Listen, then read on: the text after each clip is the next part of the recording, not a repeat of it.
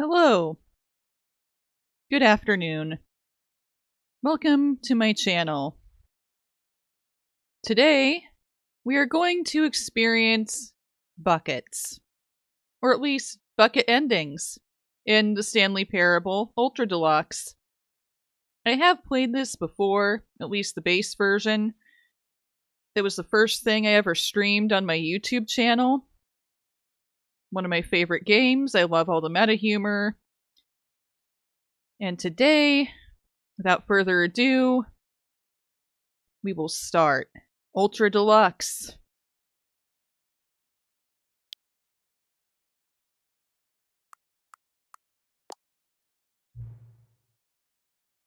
Why yes, I have played the Stanley Parable before.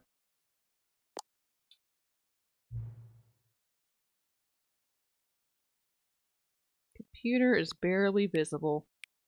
Okay.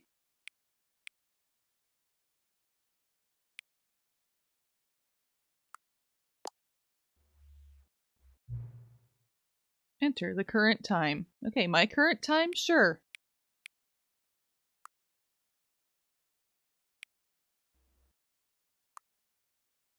No, not AM.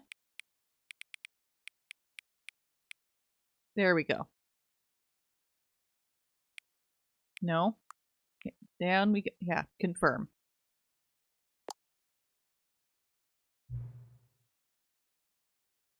Okay, cool. Accessibility settings can be accessed from the main menu.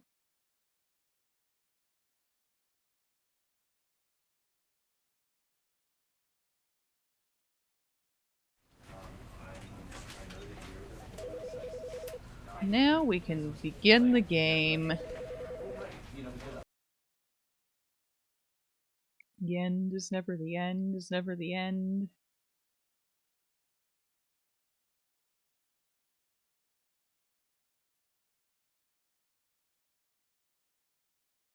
This is the story of a man named Stanley.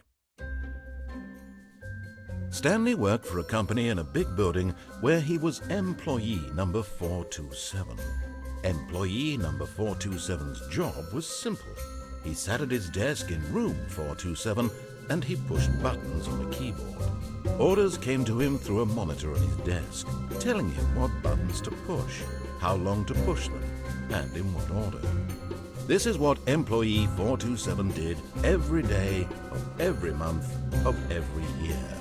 And although others might have considered it soul-rending, Stanley relished every moment that the orders came in, as though he had been made exactly for this job. And Stanley was happy. And then one day, something very peculiar happened. Something that would forever change Stanley. Something he would never quite forget. He had been at his desk for nearly an hour when he realized that not one single order had arrived on the monitor for him to follow. No one had showed up to give him instructions, call a meeting, or even say hi. Never in all his years at the company had this happened, this complete isolation.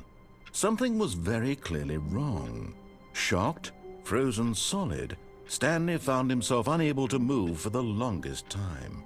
But as he came to his wits and regained his senses, he got up from his desk and stepped out of his office. Okay. And here we go. And again, in this Ultra Deluxe version, his office seems to be pretty much the same.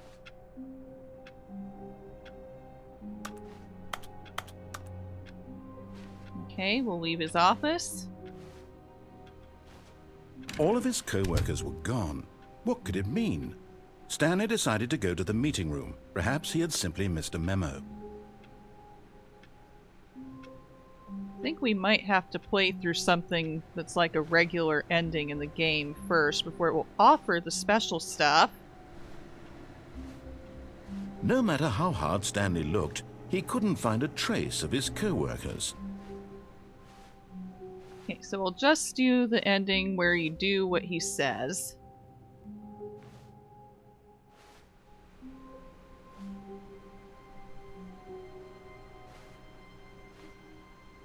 Yeah, no. Yeah, not seeing anything that says, hey, look for new content here.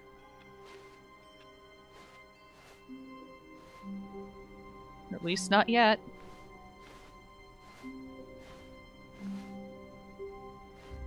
When Stanley came to a set of 2 open doors, he entered the door on his left. Okay, I'll pay attention this time.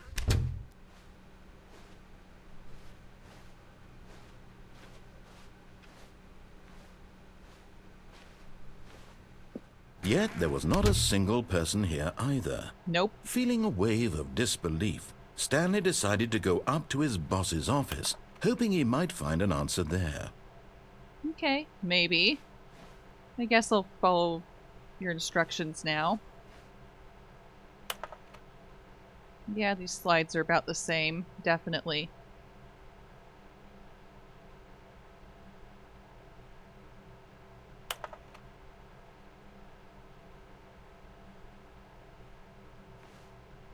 Yeah, I think, yeah, this is how I remember it.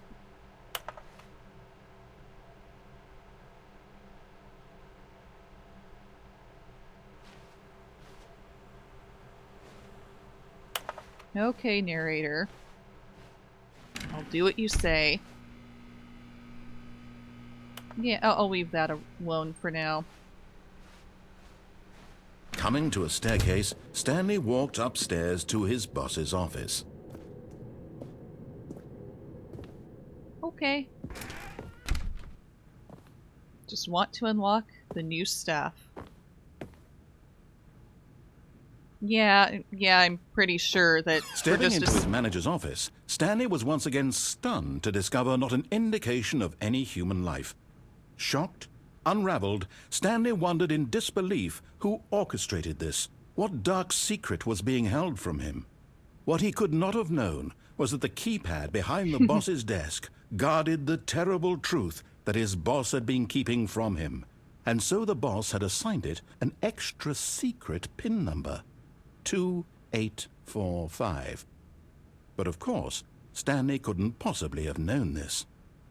No way Stanley could know something you just told him. Yeah, as I was about to say before the narrator started talking again. Yeah, Stanley just sat around twiddling his thumbs. Trying to input anything on the device was useless, since he could never possibly know that the combination was 2845. I know, because you just told me. I was, like, trying to talk to a member of chat here, you know, to the viewers. 2845. I heard you. Yeah, establishing a baseline for the wackiness of the bucket stuff is important before getting there in this game. Definitely. Most definitely. But it turns out that the panel's emergency override kicked in, and the door just opened all by itself, and Stanley got the hell along with the story. Well, whoop-de-doo. Hello, Employee 432 TSP.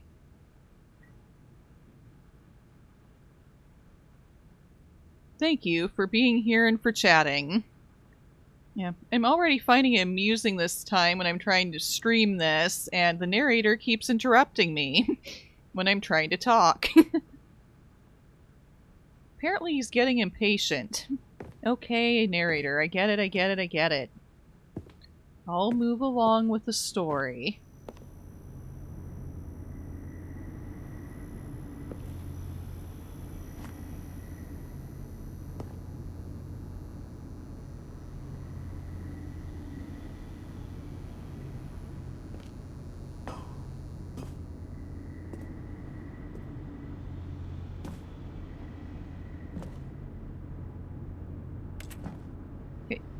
Push the button. Thank you.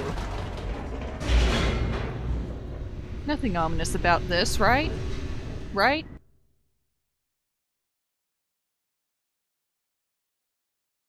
Okay, sure. That's fine. I don't mind if I have lurkers in chat, Employee 432. Descending deeper into the building, Animal Crossing's Stanley great. realized he felt a bit peculiar. It was a stirring of emotion in his chest, as though he felt more free to think for himself, to question the nature of his job. Why did he feel this now, when for years it had never occurred to him? This question would not go unanswered for long. Yeah, I suspect it didn't. Good question to ask, though. Very important question to ask.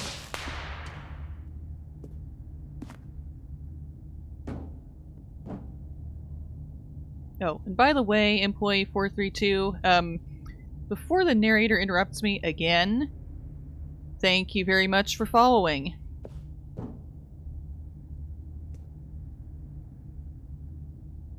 That's okay. Stanley walked straight ahead through the large door that read Mind Control Facility. Did he now? Are we sure about this? Well, we are, because I'm just following orders this time. Before we reach the new stuff.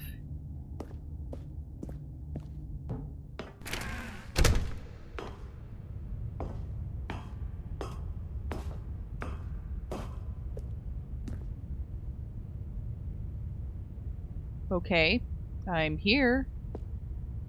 Narrator. The lights rose on an enormous room packed with television screens. What horrible secret did this place hold? Stanley thought to himself. Did he have the strength to find out? Oh, sure he did.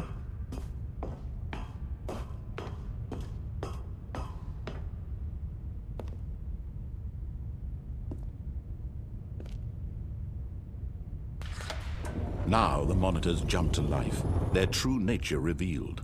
Each bore the number of an employee in the building, Stanley's co-workers. The lives of so many individuals reduced to images on a screen, and Stanley, one of them, eternally monitored in this place where freedom meant nothing. Yeah, seems pretty sus.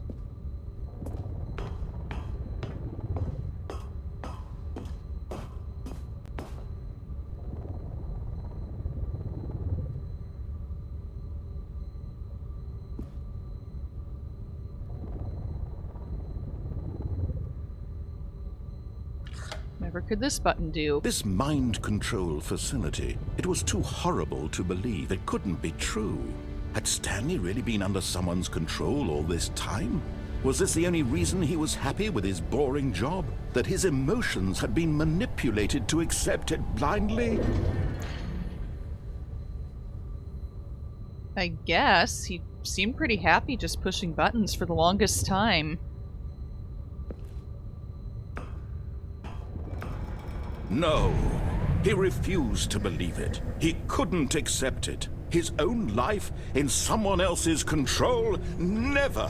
It was unthinkable, wasn't it? Was it even possible?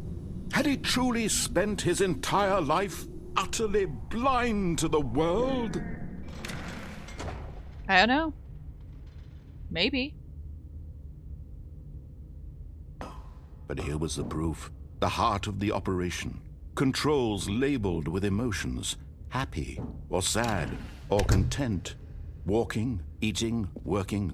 All of it monitored and commanded from this very place. And as the cold reality of his past began to sink in, Stanley decided that this machinery would never again exert its terrible power over another human life.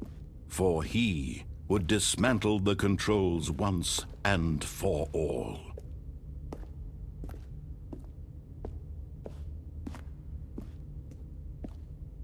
Okay, as soon as I find the stairs, I'll gladly do that.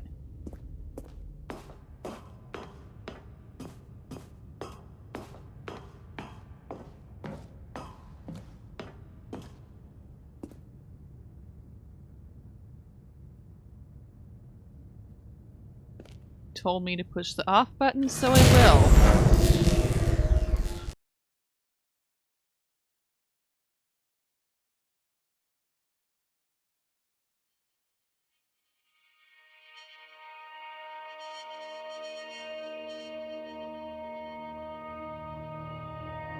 Blackness, and a rising chill of uncertainty. Was it over? Yes! He had won! He had defeated the machine! unshackled himself from someone else's command. Freedom was mere moments away.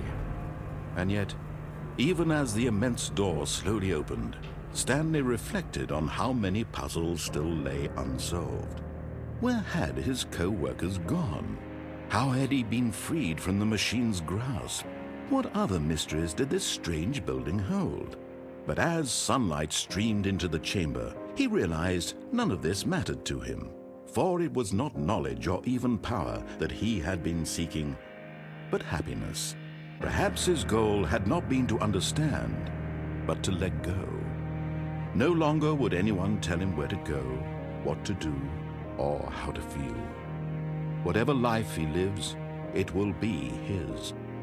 And that was all he needed to know. It was perhaps the only thing worth knowing. Stanley stepped through the open door. Yeah, it is incredible, isn't it? How quickly it goes by when you just do what he says, huh? It takes so much longer to annoy him.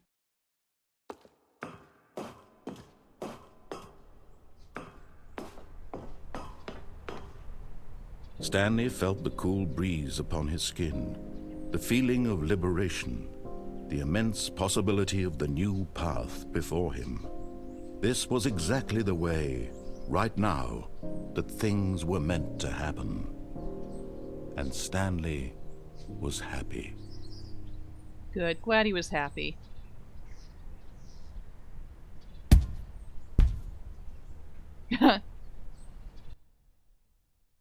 The achievements are here. Good. That's the fastest I've ever beat a game. But not really, because that's one of many endings. So now we're back. And after doing that ending, that means we should be able to start the Ultra Deluxe content. All of his co-workers were gone. What could it mean? Stanley decided to go to the meeting room. Perhaps he had simply missed a memo. Did he, though? Did he have to go to the meeting room? Well, maybe. Room, where are you? I know the content is here somewhere.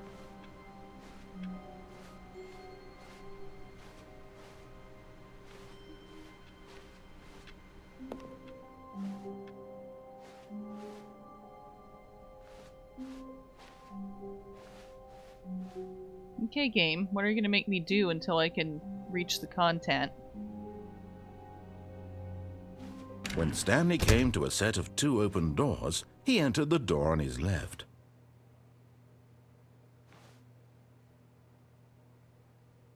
You know what? I'm not This going to was do not that. the correct way to the meeting room, and Stanley knew it perfectly well. Perhaps he wanted to stop by the employee lounge first, just to admire it. No, I have to do that, don't I? Yes, truly a room worth admiring. It had really been worth the detour after all, just to spend a few moments here in this immaculate, beautifully constructed room. Stanley simply stood here, drinking it all in. Yeah, so much to drink in, isn't there?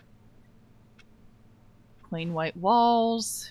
Yes, really, really worth it being here in the room. A room so utterly captivating that even though all your co-workers have mysteriously vanished, here you sit looking at these chairs and some paintings. Really worth it. Oh yes. All these paintings you've probably seen just about every office building in the world. At this point, Stanley's obsession with this room bordered on creepy and reflected poorly on his overall personality. It's possible that this is why everyone left. Oh, come now, narrator. How can you be so sure of this? Stanley sat around waiting for more dialogue. But when a long time had passed and there was no more, he decided that the game was trying to send him a message. Yeah, part of what I love about this game. But at last, he'd had enough of the amazing room and took the first open door on his left to get back to business. But did he, though?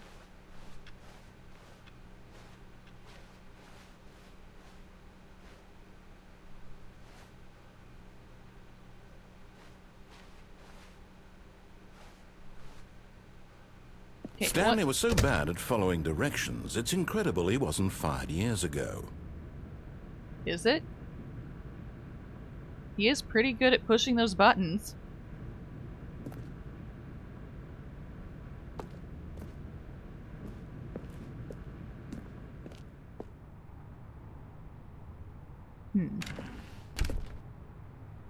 If I annoy the narrator once after doing what he says once, I wonder if that will finally let me see the new stuff.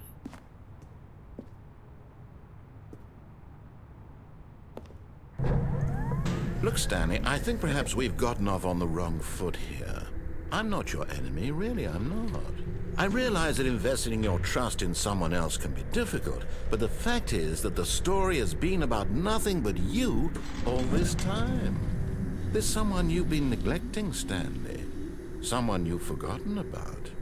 Please, stop trying to make every decision by yourself. Now, I'm not asking for me, I'm asking for her. Really now? You seem to be having This is it, Stanley. Your chance to redeem yourself. To put your work aside. To let her back into your life. She's been waiting. To know who you're talking about, man. Yeah, I'm pretty sure the game wants me to run through a couple times as is before it will let me see the Ultra Deluxe stuff. Seems to be how it goes.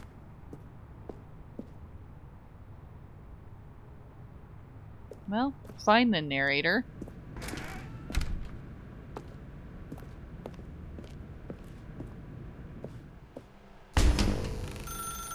That's her, Stanley. You need to be the one to do this. To reach out to her. Do if I? you can truly place your faith in another, then pick up the phone. Here's the thing about me and phones. I'm not a fan. I don't like talking on the phone to people I don't know. So, As Stanley picked up the phone, a white light engulfed him, filling him not just with radiance, but with hope. Hope for a life reunited one... Wait. Oh, goodness. Stanley, did you just unplug the phone? Uh-huh. No, that wasn't supposed to be a choice. How did you do that? You actually chose incorrectly? I didn't even know that was possible. Let me double-check. No, it's definitely here, clear as day. Stanley picks up the phone. He's taken to his apartment where he finds his wife, and the two pledge themselves to one another. Music comes in, fade to white, roll credits. Not picking up the phone is actually somehow an incorrect course of action. How is that even possible? None of these decisions were supposed to mean anything. I don't understand. How on earth are you making meaningful choices? What did you... Wait a second. Did I just see... No, that's not possible. I can't believe it. How had I not noticed it sooner? You're not Stanley. You're a real person. I can't believe I was so mistaken. This is why you've been able to make correct and incorrect choices. And to think I've been letting you run around in this game for so long. If you'd made any more wrong choices, you might have negated it entirely. It's as though you completely ignored even the most basic safety protocol for real-world decision-making. Or did you not grasp the severity of the situation? Well, I won't have that kind of risk on my watch. I'm going to stop the game for a moment so we can educate you properly on safe decision-making in the real world. Please observe this helpful instructional video. Choice. It's the boy. best part of being a real person. But if used incorrectly, can also be the most dangerous. For example, in this scenario, a hypothetical real person named Rupert has a choice. He could invent a machine that eliminates food shortages across the world to make life better for all people. Or he could spend years of hard work forgetting how to read. Which choice would you make? Remember that unlike here, the real world makes sense, and at no time should you make a choice that does not conform to rational logic. If you find yourself speaking with a person who does not make sense, in all likelihood, that person is not real. Allow the person to finish their thought Then provide an excuse why you cannot continue talking. Turn to a partner and practice saying, "My goodness, is it 4:30? I'm supposed to be having a back, sack, and crack." What does that even mean? Yeah, narrator, yeah. Excellent. Making Liar. choices on a regular basis is the best part to a healthy decision-making process. Most medical professionals recommend making at least 8 choices per day. Do you make more than 8? Less? And finally, if you begin to wonder if your choices are actually meaningful and whether you'll ever make a significant contribution to the world, just remember that in the vast infiniteness of space, your thoughts and problems are materially insignificant, and the feeling should subside. At this time, your instructor will guide you in an exercise to test and reinforce the material covered in this video. Welcome back. You may have noticed that this room has begun to deteriorate as a result of narrative contradiction. But not to worry. Now that you're properly informed on good decision-making, we're going to revisit a choice you made just a few minutes ago and see what the correct thing to do would have been. This way, please.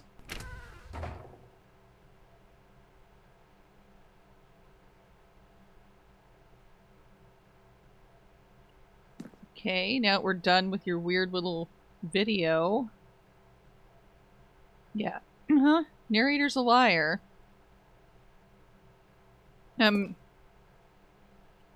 sure what that comment's referring to regarding is it the best part of being a VTuber, but if that has anything to do with being able to be my own person, make my own choices, absolutely. Get video instructions unclear. I'm now feeling depths of existential dread. Kinda does get existentialistic, doesn't it?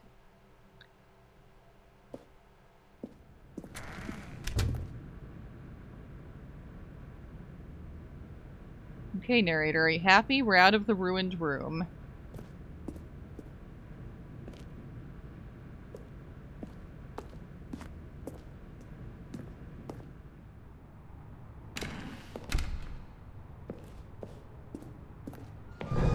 Now that we know your choices are meaningful, we can't have you jumping off the platform and dying. Imagine the main character dying senselessly halfway through the story. That story would make no sense at all. We just need to get you home as soon as possible before the narrative contradiction gets any worse. Unfortunately, it seems this place is not well equipped to deal with reality. Obviously not.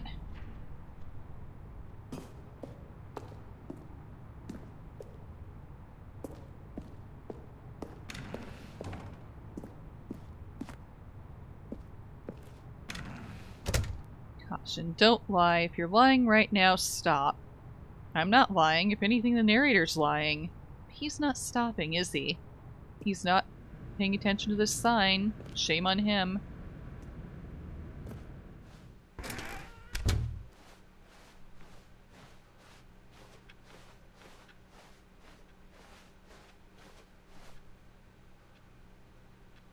Back in the lounge. Almost there. You'll take the door on the left, back to the correct ending, the story will have resolution once again, and you'll be home free in the real world.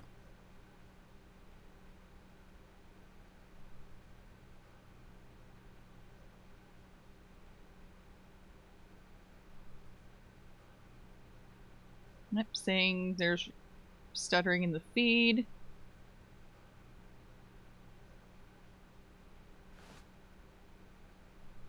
Sorry about that.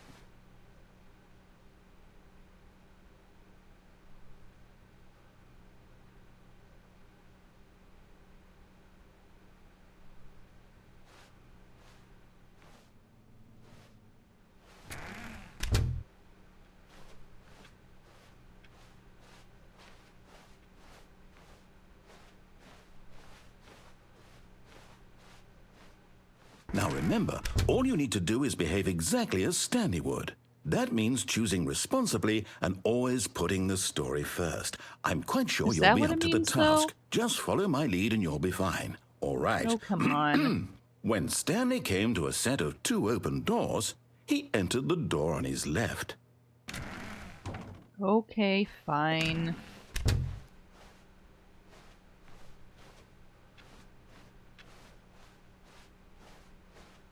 Yet there was not a single person here either. Feeling a wave of disbelief, Stanley decided to go up to his boss's office, hoping he might find an answer there.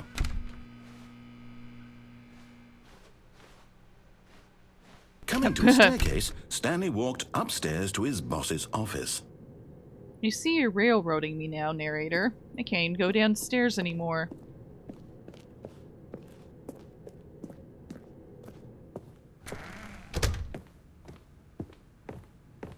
Stepping inside his manager's office, Stanley was once again stunned to discover not an indication of any human life. Shocked, unraveled, Stanley wondered in disbelief who orchestrated this, until he saw the door with a voice receiver next to it. Surely behind this door lay all the answers to his questions.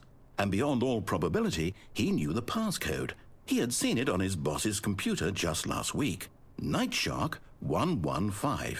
Was this the code to open the door? Would it still work? There was only one way to find out. Stanley had been trained never to speak up, but now he would draw from within himself the courage to face the unknown. He drew a sharp breath and then spoke the code. Night Shark, whatever. I don't think Stanley can talk though, so good luck getting in there. Stanley spoke the code. Nightshark 115.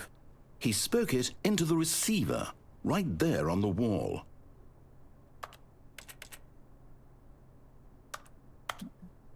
Night Shark 115. I'm sorry, is there Hello. a problem? You didn't Hello. mishear me, did you? Please speak the code into the receiver. Otherwise we can't get on with the story. This is a crucial step. Oh, come on, narrator. Okay, fine, you're not going to do it, but you know what? It's pretty humiliating to bring you this far, only for you to suddenly decide you have better things to do. I asked you for this one single thing, for your respect. The kind of respect Stanley shows for his choices. He knows what it means to take a story seriously. If you didn't want to see what I had to show you, then why did you come here? You had a choice, you know. You could have gone through the door on the right. You could have done whatever the hell you wanted over there. Why did you come this way? Speak. Say something to me. Explain yourself, you coward. You behave exactly as Stanley would. That means choosing responsibly and always putting the story first. I'm quite sure you'll be up to the task. Just follow my lead and you'll be fine. All right. When Stanley came to a set of 2 open doors, he entered the door on his left.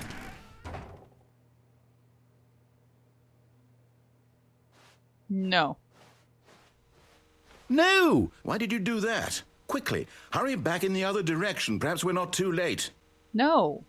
You're not giving me my Ultra Deluxe content, and that's why I'm doing this.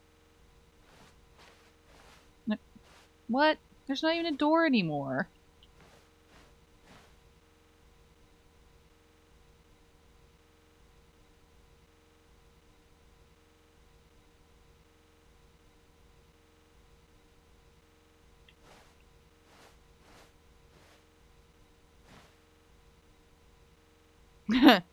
Now hold on, narrator. What if the player suddenly dropped dead as they reached the password input? Yeah, that would be unfair, wouldn't it? It would. It definitely would.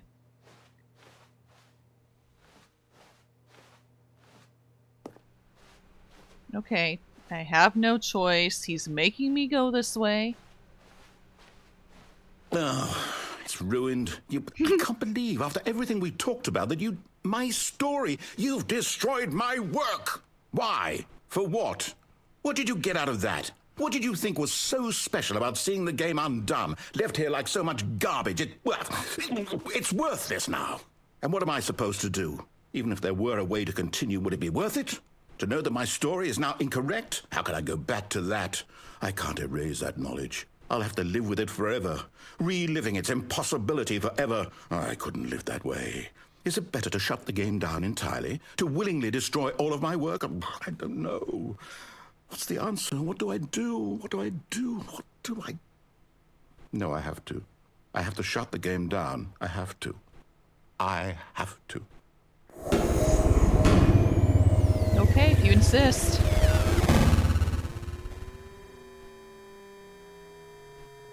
Yep, I should be allowed to make my own choices though, right?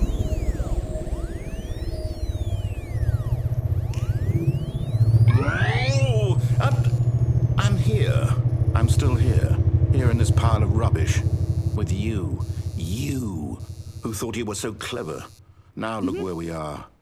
My entire game is destroyed. It was the only thing in the world that was mine, and you've run it into the ground. What, did you think that would be funny? You just had to see? Didn't I impress upon you how important it was to be like Stanley? He actually knows how to do what I tell him to. He understands that if I say to do something, there's a damn good reason for it. That thought hadn't even occurred to you, had it? That there's a world outside of you? You're a child. I'm not. My story. If you'd just gone through the door on the left, you would have seen it. There was a whole underground facility. You would have destroyed it and been victorious. It would have been so perfect. I worked so hard on it. I tried so hard to make... When What? Stanley came to a set of 2 open doors, he entered the door on his left. Stanley? Hello? Are you... Is everything okay? Stanley, please. I need you to make a choice. I need you to walk through the door. Are you listening to me? Can you hear me? Is everything all right? Stanley, this is important. The story needs you. It needs you to make a decision. It cannot exist without you. Do you understand me? Whatever choice you make is just fine. They're both correct. You cannot be wrong here. We can work together. I'll accept whatever you do. I simply need you to take that step forward, please. Choose. Do something. Anything. This is more important than you can ever know. I need this. The story needs it. So, you hear me? Are you there? Are you listening to this? Stanley, are you there? Okay. It's okay, I can wait. You need time to decide. Time to make sure your choice is correct. That is the best choice. That's all right. I'll wait for you to decide what's the right thing to do. Take as much time as you need.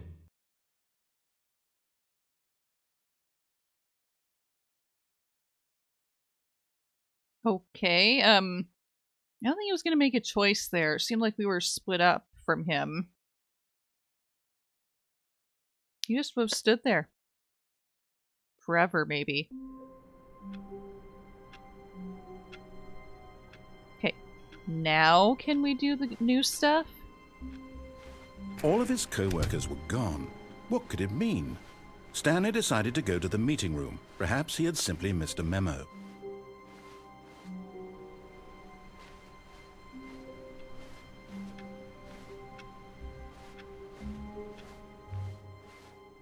Ah, new content, yes. Oh, new content? Mm-hmm. What does that mean, new content? New content? What else could it mean?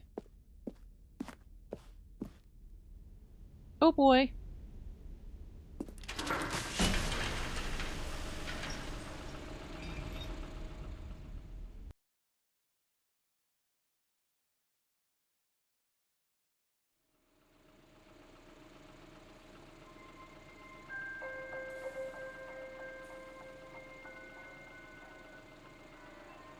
Hello, and thank you for playing the Stanley Parable Ultra Deluxe. As you may know, the Stanley Parable was a video game released in 2013 on home computers. After receiving critical and commercial success, it was expanded upon in 2022 with the Stanley Parable Ultra Deluxe, a reimagining of the game for consoles and home computers. The Stanley Parable Ultra Deluxe features exciting new content that broadens and expands the world of the Stanley Parable, delighting audiences the world over.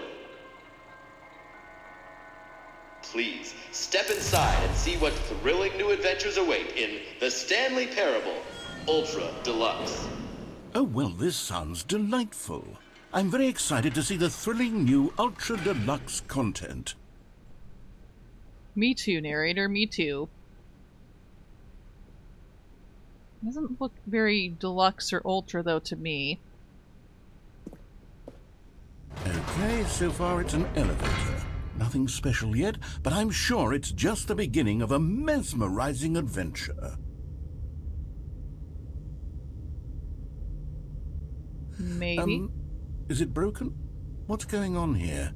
Should we be moving somewhere or... Oh, there we go. All right, finally, at long last, it's on to the new content. I've never been more ready. Let's do it.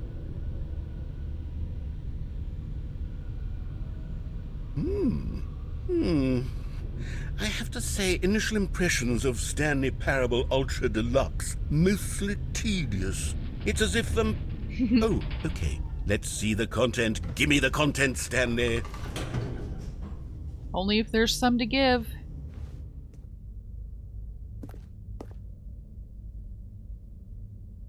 I don't see much just yet.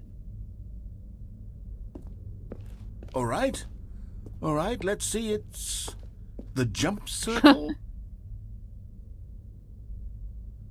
Oh boy, the ability to jump. Oh wow, this is a life changer.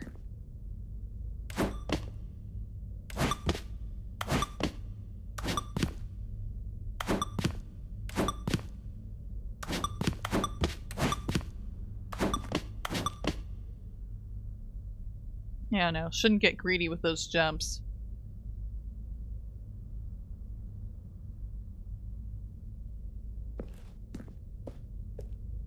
Is that it? Surely that's not all the new content. There has to be something else, right? Sure hope so. Otherwise it doesn't seem overly special. Yeah, are we on the save our jumps meta or spend them all on the front end? Yeah, I think I want to save some.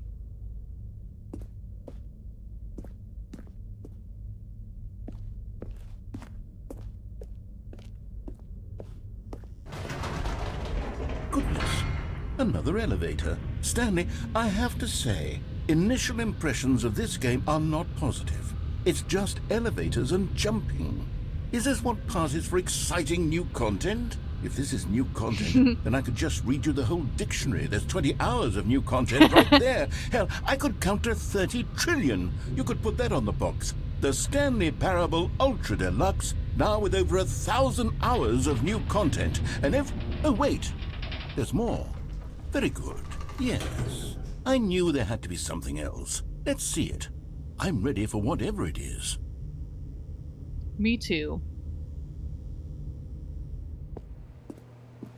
More white walls. Fun.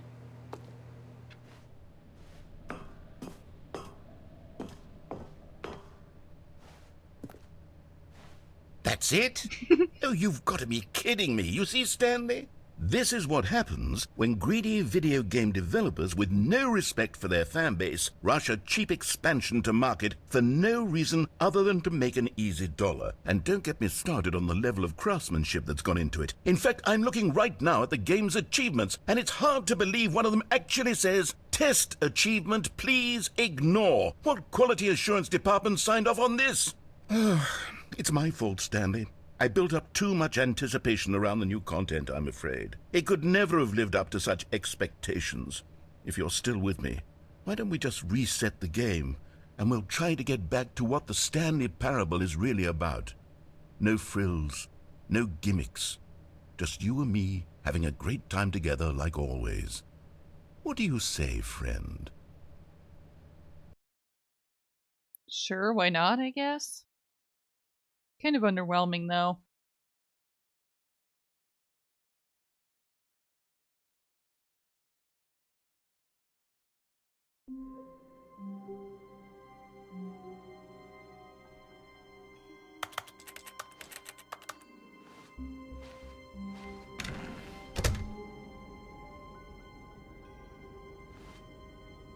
This looks different.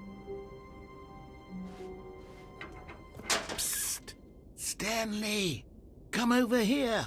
In the vent! I want to show you something! Why? Okay, fine.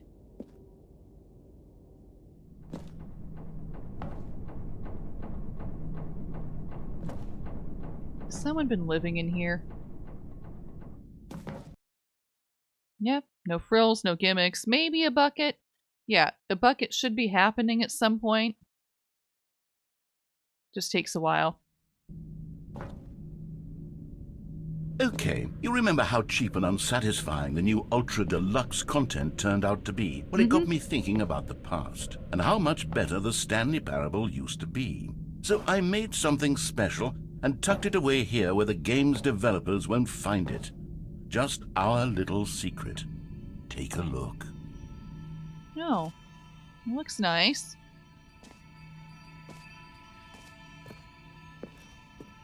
I call it the Memory Zone. It's where I've been storing all my favorite memories so I can relive the peak experiences of my life whenever I want. Experiences like the launch of the Stanley Parable on PC. Looks nice. Looks beautiful here. Good job, narrator. You see, Stanley, doesn't the Memory Zone remind you of how wonderful Stanley Parable was before it was sullied with a cheap Nintendo Switch port? Remember back in October of 2013, when the game originally launched? Back then, video games had integrity. Back then, it all meant something. Oh, the waste.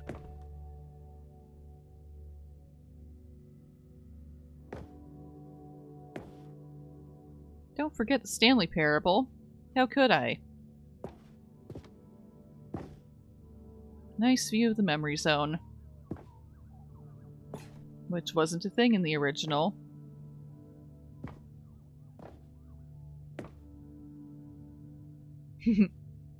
Like it's an old computer game, that's great. Nice, an award. Another award. Yes, good times. All the good times. Messing with the narrator in the original game. Definitely.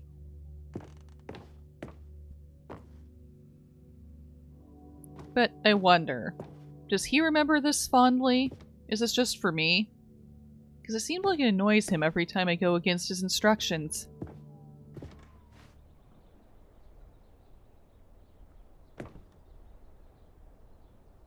First dollar from the sales of the game, perhaps? CD.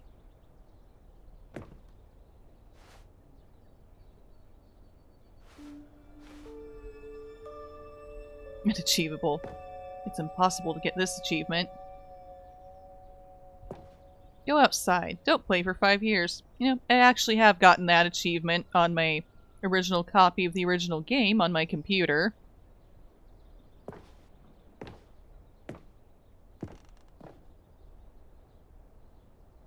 More awards.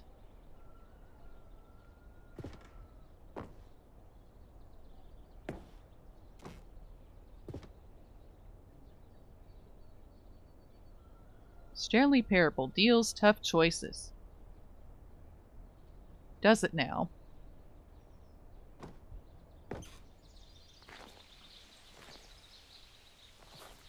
What is over here by this rock?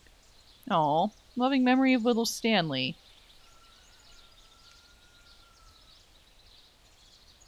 Can't tell. Oh, I can crouch to look more closely, maybe. It was little Stanley. No, little rat? Looks like a little rat. Poor little Stanley.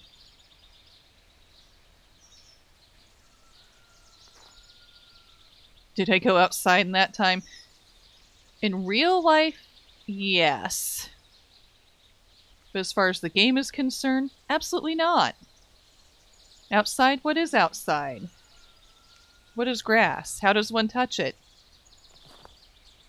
If you ask me when the game is witnessing what I'm saying? I have no idea. Je suis dans la mémorisation, seul sur la pluie de l'eau, et je n'attends plus que toi, mon amour. C'est là, dans la mémorisation, où je me remémore And over les here jours. is where I keep reviews of the Stanley Parable. Like this stunning triumph of games journalism, James Stephanie Sterling writes, and I quote, "Where so many games that aspire to be more than games end up less than any form of art, Stanley Parable strives and then succeeds to be every game ever created." Did you hear that, Stanley? Every game ever created. That's how grand and all-encompassing the original Stanley Parable was. It was literally every game ever created. It was Oh my God. Skyrim, it was Persona 3, it was all of them, and now it's nothing. It's no games at all. It isn't even the Stanley Parable anymore. It's just a husk now. A lifeless husk with an hour of new elevator content. Yeah. It is like that sometimes when people remake games. But did it really ever try to be Persona of any kind? Or Portal or anything else? Well, the original tried to be Portal for a little bit, and Minecraft, but not for very long.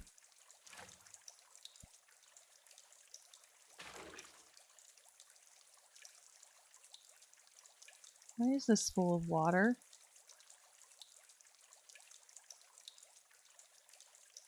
Looks like a Stanley Parable script. I can't really get closer to it.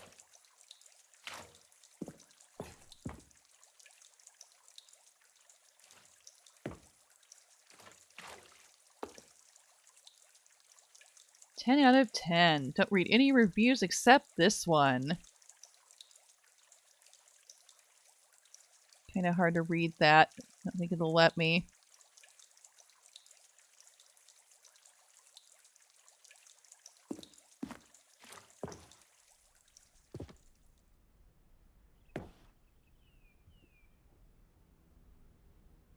Nostalgic. It was good. Let's begin again.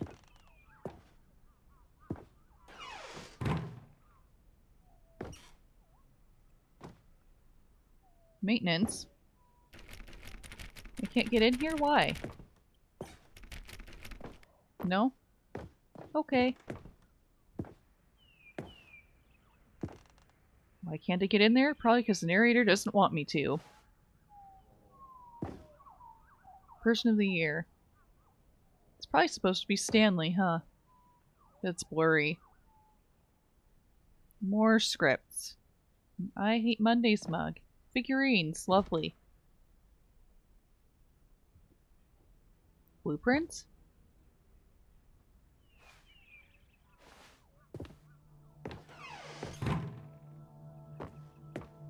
Nice rug. Here's another moving passage. The Stanley Parable is both a richly stimulating commentary on the nature of choice in games and one that offers some of the most enjoyable, surprising, and rewarding choices I've ever been confronted with in a game. 9 out of 10. Don't you get it, Stanley? The game was perfect. It didn't need anything else. It didn't need new content. All they had to do was transport it in pristine condition along to the Nintendo Switch. Boom, done. And they couldn't even do that. Couldn't resist the urge to go meddling with a beloved franchise. But how's it perfect if it's 9 out of 10? Wouldn't 10 out of 10 be perfect? Also, I love it that even though I've seen a Let's Play or two of this by other people, they were playing it on the computer, and it didn't have references to Nintendo Switch, but with this port, which I am playing on the Nintendo Switch, it's referencing it, like, all the time. That's nice.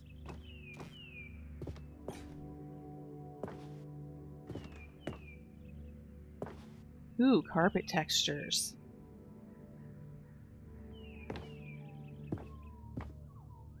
A bike, but why?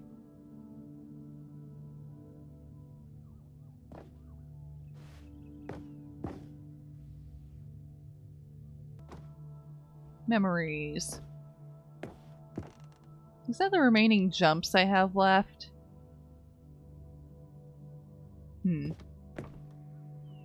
Yeah, content. Yes, exactly. Yeah, exclusive to the Switch, yeah. References that mention the Switch. Like calling it a tacky Switch port. No, we can get close to this and see what it says, kind of, to a point. At least what I can read down here. Stanley Parable feels alive in its responsiveness to your choices and its desire to subvert your expectations and keep you on your toes.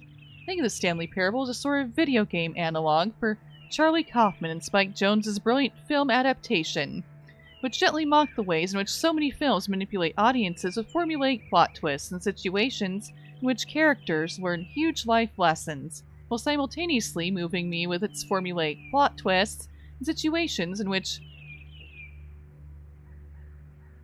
characters learned huge life lessons. The Stanley Parable is both a richly stimulating commentary on the nature of choice in games and in other systems too, like our workplaces and our families, and a game that offers some of the most enjoyable, surprising, and rewarding choices I've ever been confronted with in a game. Going the wrong way has never felt so right. 9. A review on the original Stanley Parable on the PC.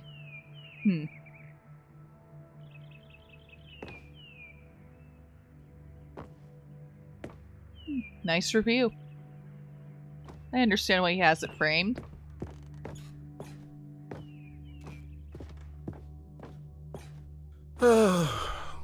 These were simpler times, Stanley.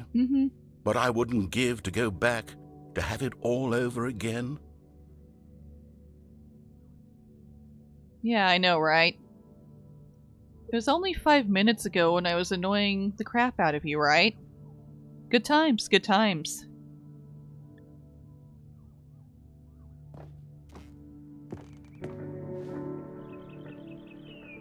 Oh, the 2 doors.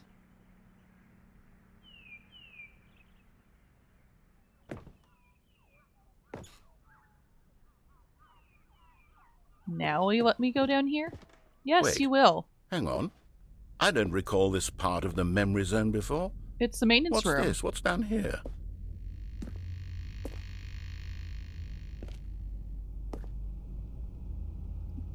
It's a maintenance room with a vending machine. I would think the narrator would know it's here, right? Oh no, oh God, no, Stanley. It's a collection of reviews from Pressurized Gas, the extremely popular online storefront for computer games. I haven't looked at these in years. I can't even imagine what's been collecting down here. Surely these reviews were glowing as well, weren't they? I know what you're doing there, game. No pressurized gas. Would that be steam?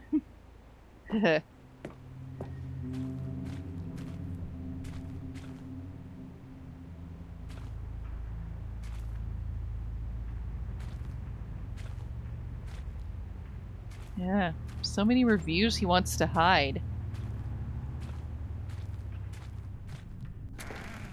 Honestly, I could not be bothered to play this game to full completion. The narrator is obnoxious and unfunny, with his humor and dialogue proving to be more irritating than entertaining. Unfunny! I'm not trying to be funny. I'm trying to make a serious work of art. I suppose I could write up a handful of gags to insert into the Stanley Parable, but the game is already such a densely layered web of profound philosophical insights that I can't even imagine where I'd have the room to stick them. Yeah, Yeah, you can't go referencing Steam on the Switch port. No, no, no. Apparently you can't reference bad reviews or it'll make the narrator angry. But for the record, whether he was trying to be funny or not, I think he's funny.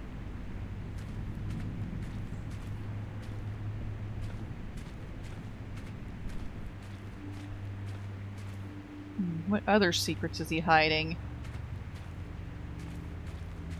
The ability to use a forklift? Is that one? Nah.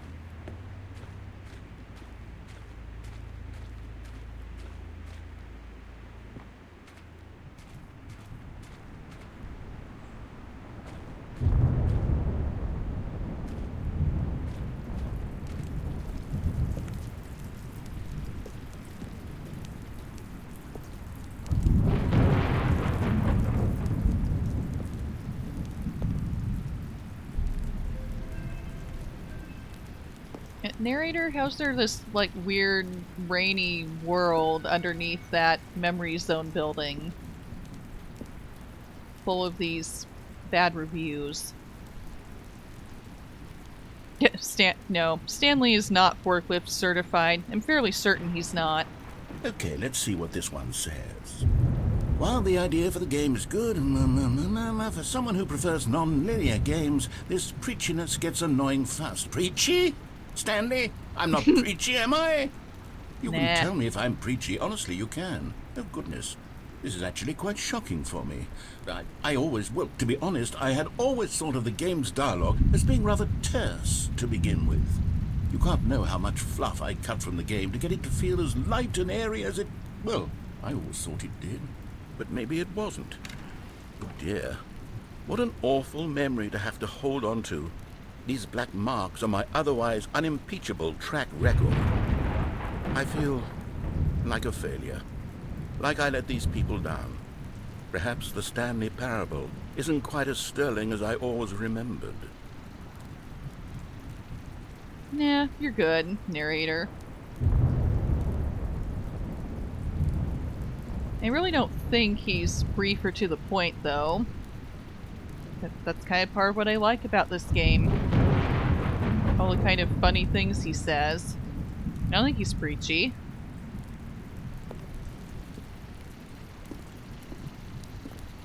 Where do we go from here? Out this door. Gotta watch out for all those shipping crates loaded to the brim with pressurized gas reviews.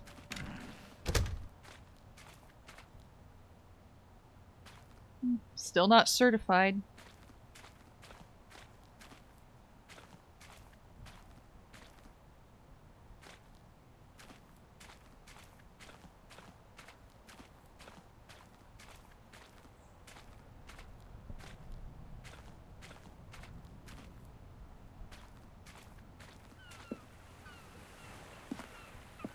What's this one got to say?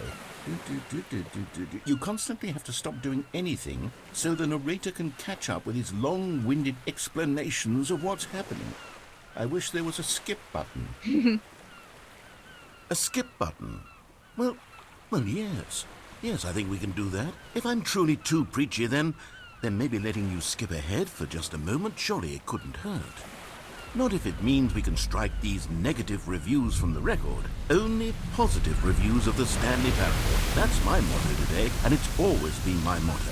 I'd do anything for the customer, Stanley. Yes, a skip button we shall have. I'm not sure he would do anything for the customer.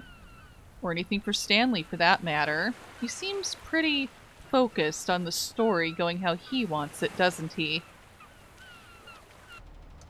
And here it is. Go ahead and give it a shot. I'll pop you forward in time so that the second my incessant droning starts to bore you, with just the push of a button, you'll have zipped right past it. It's what the players have been asking for, and I'm very proud to have delivered. No more listening to me rambling on and on and on. No. The Stanley Parable is a game for the people. And if the people want silence, then by goodness, that's what they're going to get. Well, don't sit around waiting for me to shut up. Go ahead and make me shut up. Here, we'll pretend that I've just begun an interminable monologue, and it goes something like this. The story, and the choices, or what have you, and therefore, by becoming it is, so on and so forth, until inevitably, we all until the end of time, at which time everything all at once, so, now you see, blah, blah, blah, blah, blah, blah, blah, blah, blah, blah, blah, blah, blah, blah. We've eaten too much and it can't be just yet, no, until 245. That the logic of elimination working backwards, the deduction therefore becomes impossible to manufacture. It went on for nearly 10,000 years, until just yesterday, here and there, forward and back, and never a moment before lunchtime. It can't be. It's the only thing there is. How many billions left until so much more than forever ago? Which is why I say, the story and the choices, or what have you, and therefore by becoming... Okay, fine.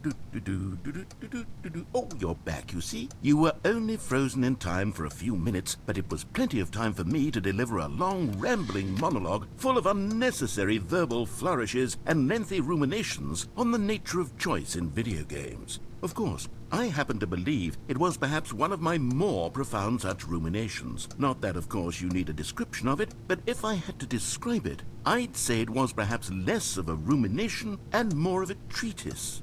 Or maybe a manifesto.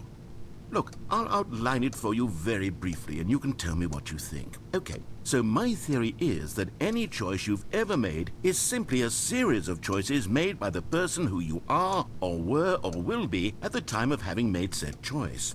That is to say, if by articulating a choice you've already made, you bring that choice into being, then by making no choice and saying nothing, are you not simply erecting in the sanctuary of time a monument to every person you've ever been, making every choice to which you've ever given your Greek gift of mortal and yet timeless thought? Or rather, do all of the choices you've ever made, in fact, make you more not this kind of person, and in fact do the very opposite?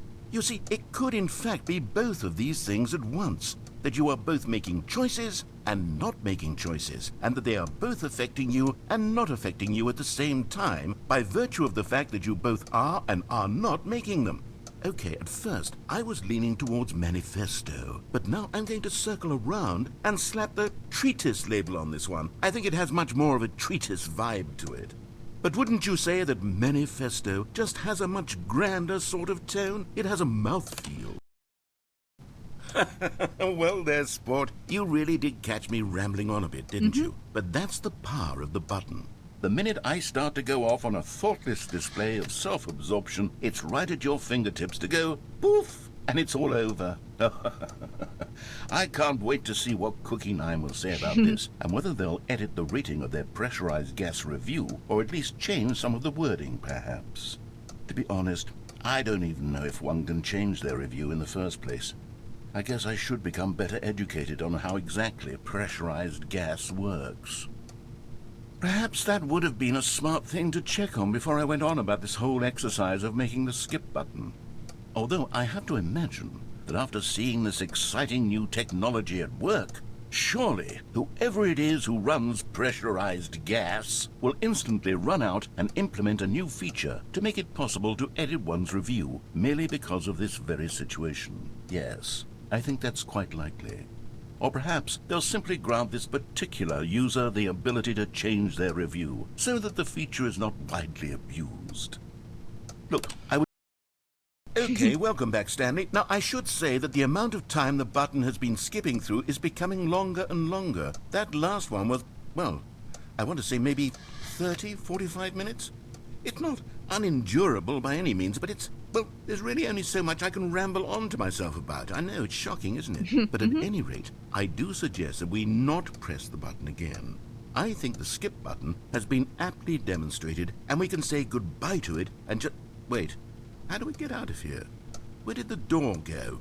Wasn't there a door that led into this room? I do feel quite certain that there was one here before. How else would we have gotten into the room in the first place? I don't think one can enter a room without a door of some sort, or a window or something like that. Do you see a window anywhere? Nope. A porthole? A sufficiently large crack in the wall? I'll take any of these. All I want is for us to move on and to please step away from the skip button, to go anywhere other than the skip button. There was a door here before, wasn't there? I swear there was. Where did it go? Can you maybe just ram your way through a wall? Is there any possibility that you could, say, slam your body into the wall until enough damage is done for you to be able to leave? Please, I'll take any option at all. I'm asking you to work with me here. We need a door. We need a door of some kind. I can work with any kind of door as long as it can open and lead from one room to another. I'm going to step away for just a moment, and I'm going to try to find us a door.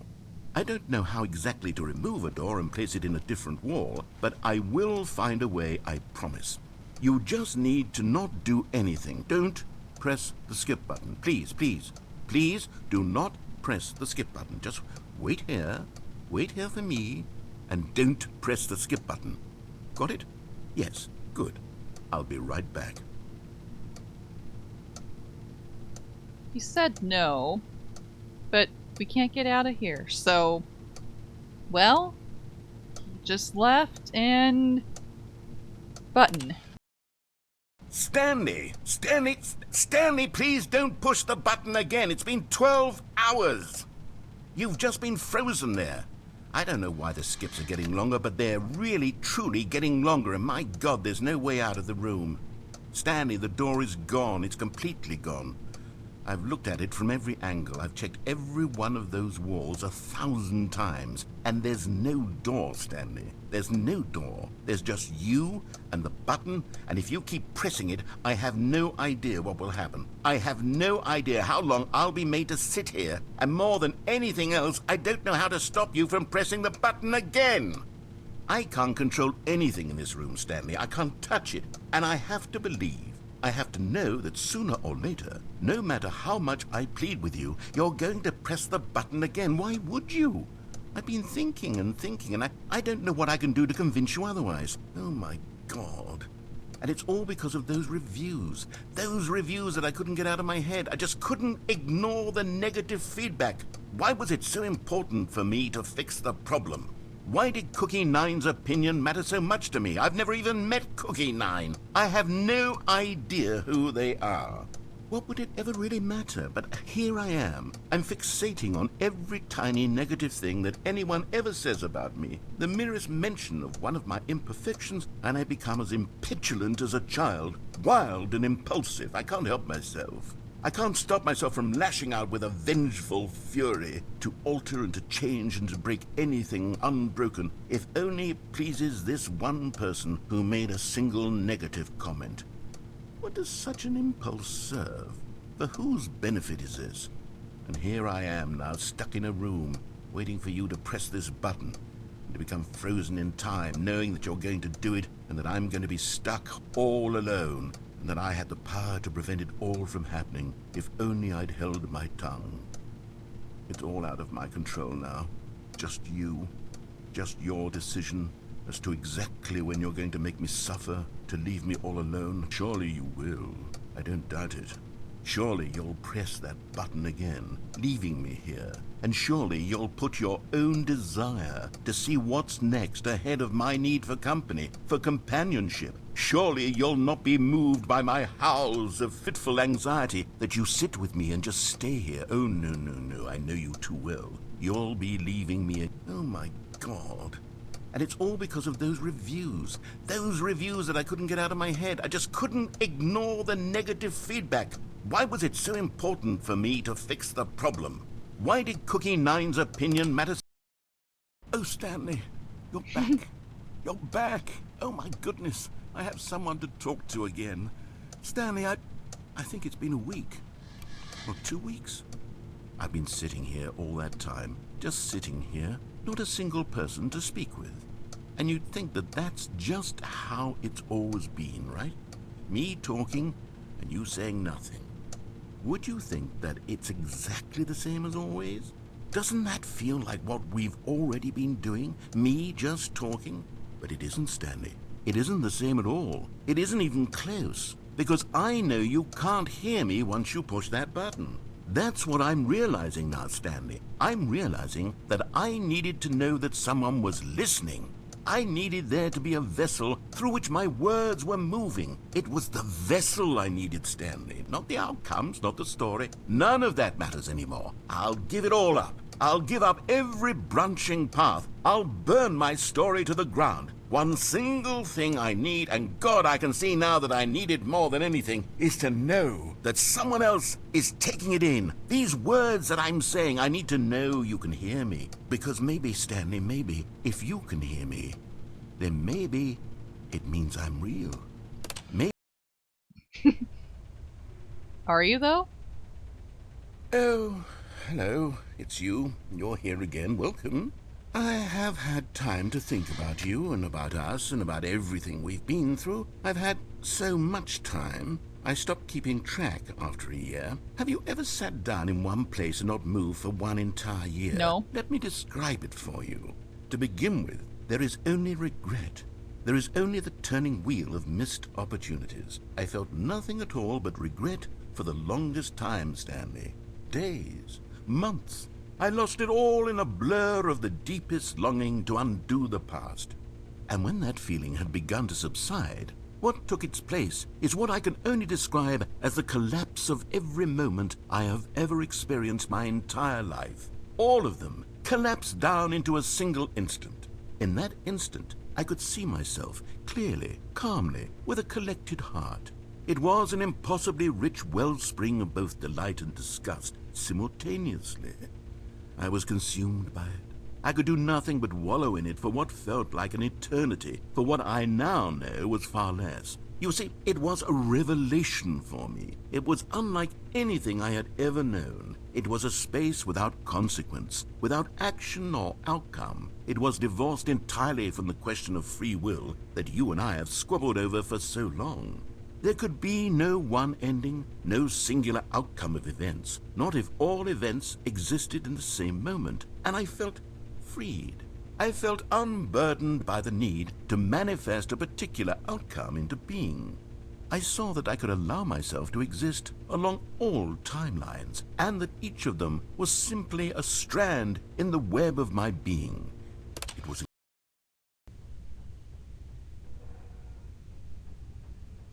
Narrator? Hello? Have you left us? You're mad, aren't you? You're mad that we kept pushing the button. Why, yes. Now he's not talking. Very wordy, but relatable in there at times, for sure. And he was getting onto loops, which is why I pushed the button when I did. I think he's gone. I think we scared him off.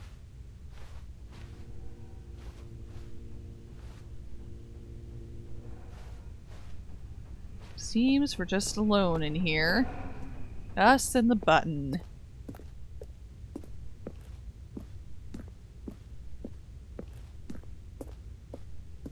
Wow, he's still not talking.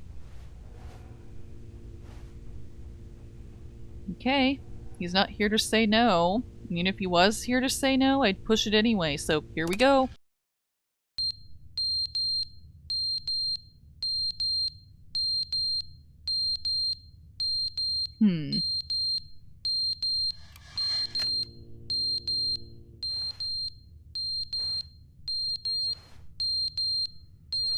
That's not disturbing at all.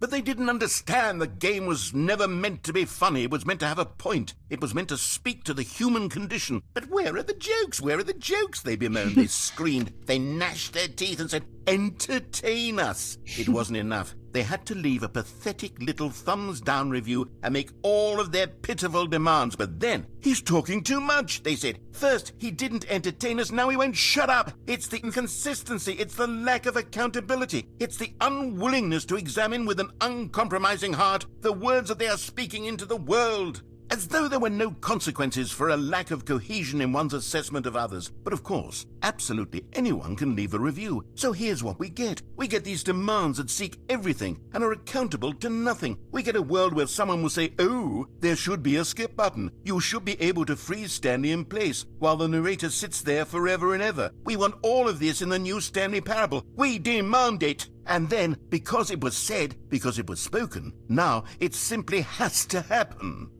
The most immediate desires, every single thing demanded by every person at every moment in time. If someone wants it, then it's a crime not to bring it into being. Have we been given to indulging every fleeting whim for no reason other than to do so? Yes! Yes! It seems that this is now the world we live in. It seems that we are a people living in such bleakness and discomfort with ourselves that our entertainment is now our lives.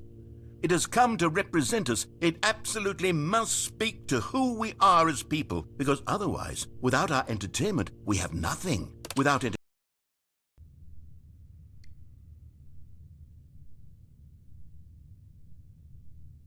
No narrator, no beeping.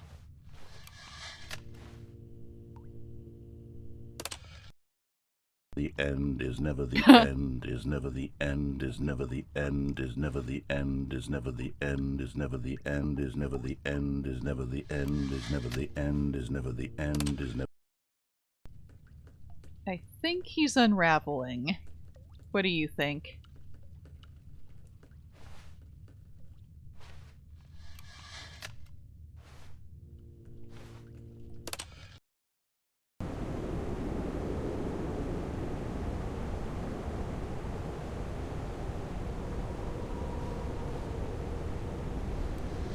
The room is falling apart.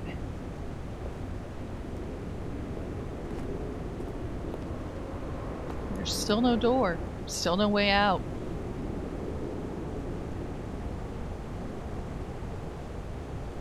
Yeah, uh-huh. I think he unraveled a long time ago, too. Wow, there's light.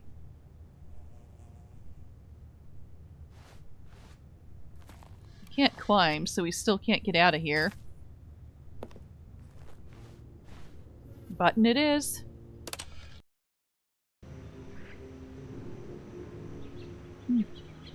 Life finds a way.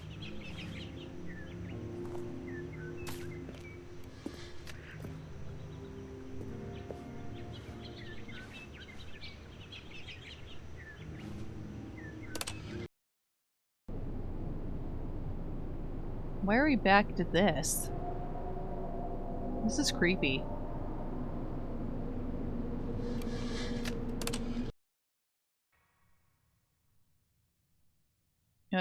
Narrator? Narrator, where'd you go?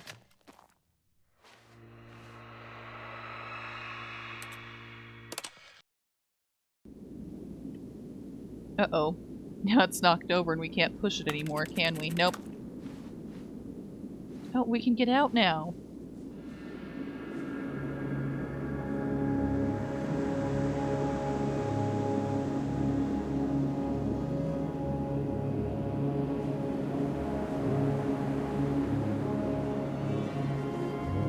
So much sand.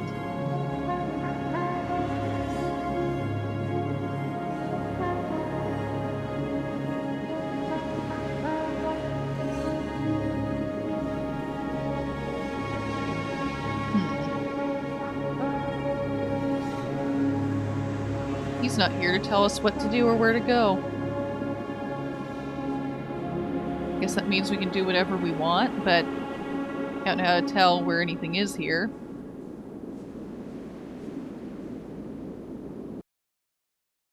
Oh, too much freedom for us. We can't have that.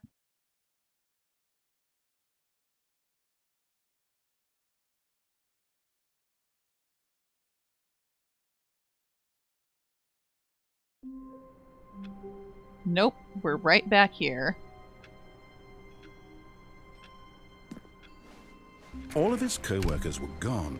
What could it mean?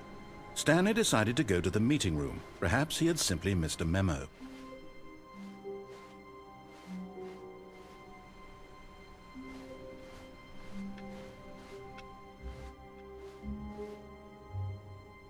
Ooh, new content. Oh boy. Oh, good. You notice my sign. Yes, I have something very exciting to show you. I hope it's more exciting than the last stuff.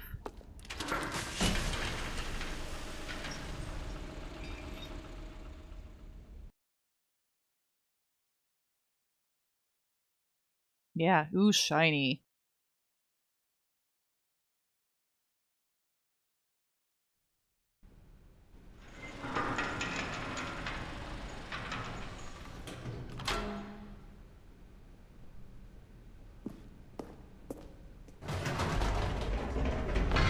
You see, Stanley, I've been reflecting on the Stanley Parable and about how roundly disappointing this ultra deluxe version has turned out to be.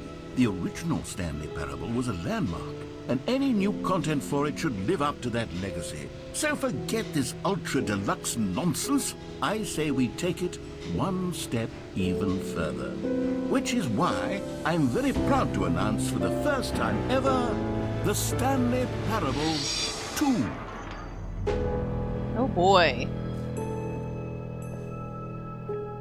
Yes, you see, isn't this far superior to a measly port with a few minor additions? Think of all the new territory we'll cover with a fully fledged sequel. An entirely new experience, built from the ground up. Why, there are so many possibilities. It could go in so many different directions. This is what fans have truly been asking for. The end is never the end again. Or 2-7. Stanley Parable 2.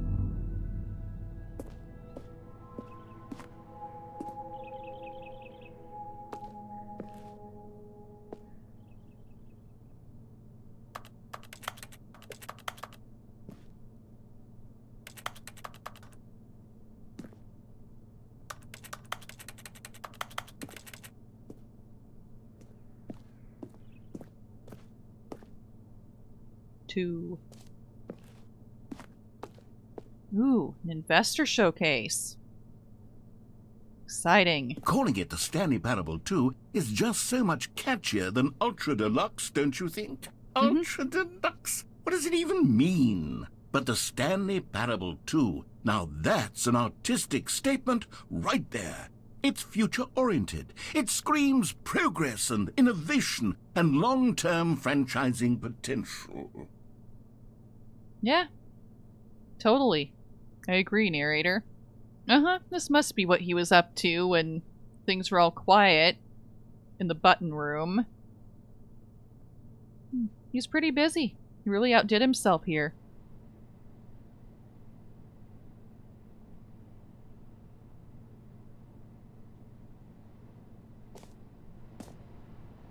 Taste the sequel. How does a sequel taste? How can one taste a sequel? I want to know. Does the original of any kind of game have a flavor too? What is that?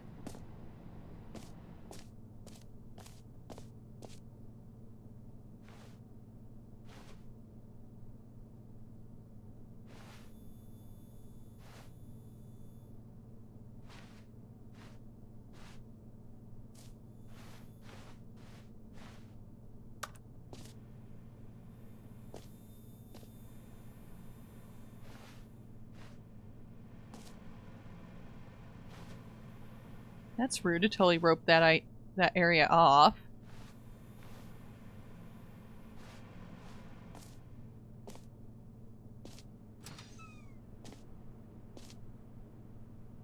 What does a sequel taste like? Well, have you ever heard of New Coke?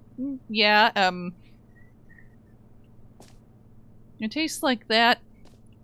Maybe not the best, but who really knows? You can't really taste games.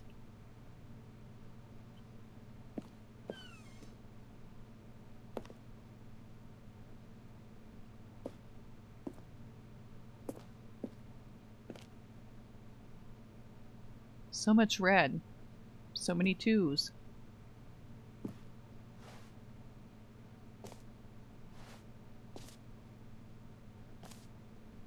One, more TSP. Two, better TSP. Win-win. Sequential mind share. Paradigm shift. Synergy. Brick and mortar approach. Envelope sheet-centric marketing. Color red. Leverage holistic value. Okay, I don't know what you're talking about, but good for you. Sounds official. Plants. You got new plants? In the staff room?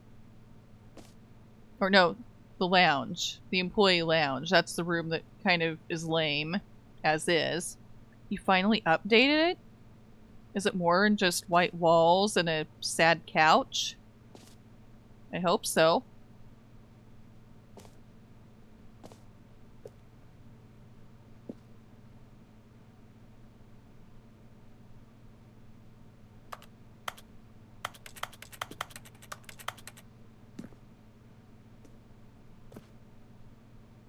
Well, this is an upgrade over that old nasty looking couch. Good for you.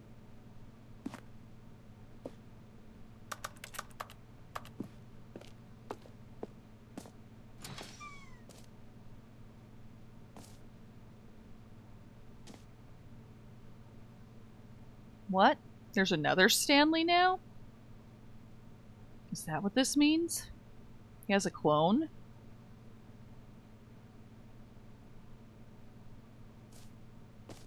Now, to be clear, I haven't quite nailed down what exactly the Stanley Parable 2 is going to be, but let's take a look at some of the features I've been developing for it.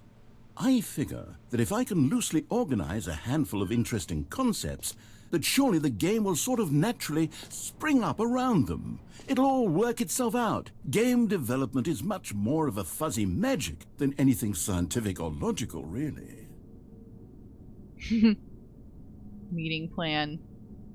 9 scrum. 10 design pitch. 11:30 break. 11:35 pitch design. Fellow 2, number 2 chat. They just chat about the number 2? You need a meeting for that? And why'd they do 12:02? That's kind of a weird specific time. If they wanted to really bring in the 2 theming, they should have done 2:22, right? Not 12:02. 2 eyes, 2 ears, 2 nostrils, 2 arms, 2 legs. Who took the red marker? Me.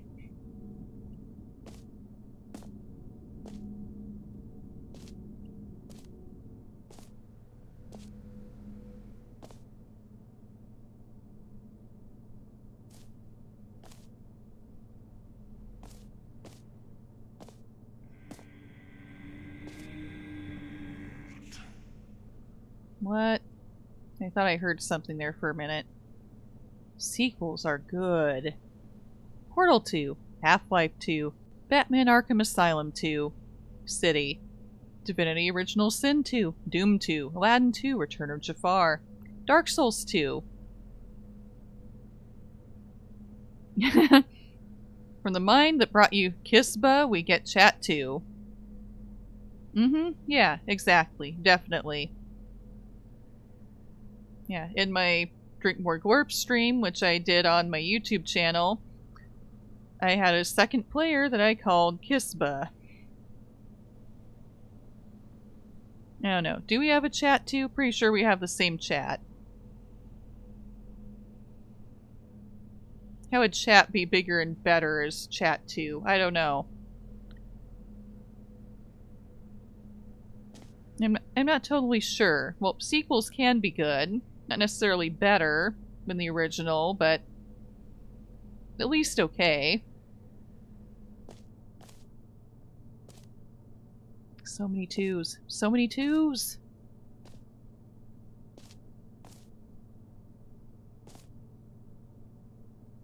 What? The prequel to the Stanley Parable?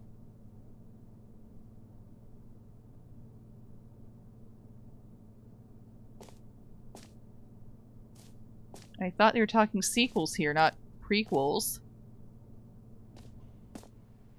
Okay. This way to the show floor. Yay! Fun new stuff. Ooh, fancy theater. New content.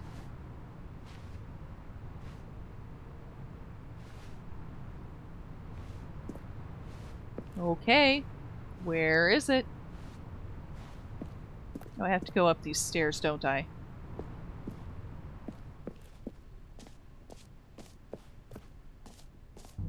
Here we are. Go on, try out some of the new features. Yay! Will do. Hear your name in the game. Exclusive. The button that says the name of the player that is playing the game. Ooh, that's new. Hear your name in the game.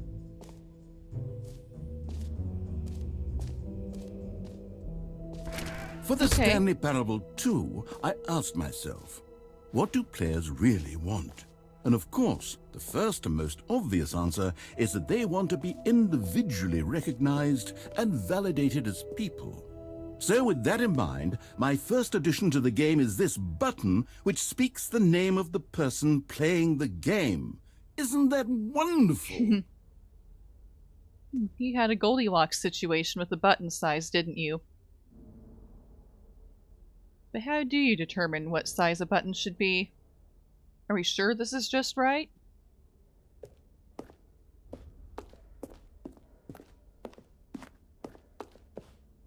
Oh, there it is. There it is. Can't believe we're about to push the awesome magic button. Jim. Sorry, I should have clarified. Right now, the button only says the name Jim. But of course, in the final game, this button will say your name, whatever name that is. Here, let's have you role-play as Jim to really simulate the full experience of this feature. Just play along. I promise you'll love it. Okay, here we go. Let's take a deep breath, clear your mind, forget whoever you are, and simply become a person named Jim. I want you to imagine yourself living as Jim, sleeping and waking as Jim, falling in love and being heartbroken as Jim, seizing all of the world's possibilities as Jim, and as Jim watching your dreams crumble into dust. Do you feel it deeply? Are you really, truly Jim right now? If so, then please step forward and press the button. Pretty sure I'm still Kissa, but your button doesn't seem to know that, so okay, I guess I'll be Jim for now. Okay, Jim. My name is Jim. Not Kissa, Jim. I'm some guy named Jim. Jim. Yes, you see? What a thrill, what a rush. That was you. The button described you. Do it again, do it again. Well, we're only pretending it described me. Okay. Okay, yes, I'm Jim. Jim. Ooh, it hits even harder the second time. If this were the only new feature in the Stanley Parable 2, it would still be worth the money. Let's take a break from the Jim button. I'm too emotionally drained from all of this personal validation. Really? Whoa there, cowboy. Sometimes a person can be too much Jim. I'm putting the Jim button away. Otherwise, What? soon you'll start to No. lose all sense of who you actually are. Yeah, given the slideshow and office the narrator had before coming in here, I'd assume button size to decide by dedicated focus testing. Probably.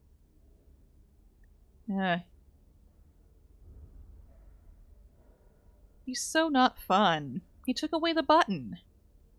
How am I supposed to pretend to be Jim now? Okay.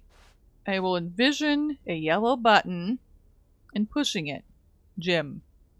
Jim. Jim. Hey, I can still have fun pretending to be Jim, pretending to push a button that says Jim. And he can't take that away from me.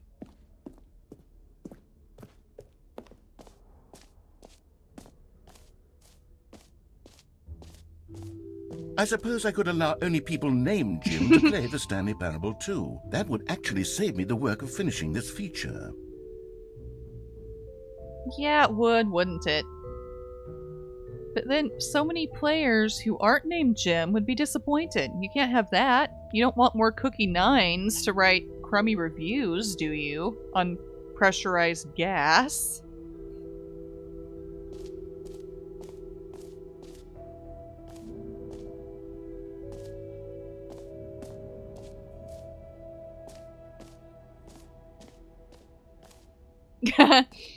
He retroactively changed it to be honest about what it does. Now it says the button that says Jim when it used to say the button that says the player's name in the game. You heard Jim in the game. Yes, yes I did. Several times before he took the button away. Red is new orange. No, it's not. Orange is orange, red is red.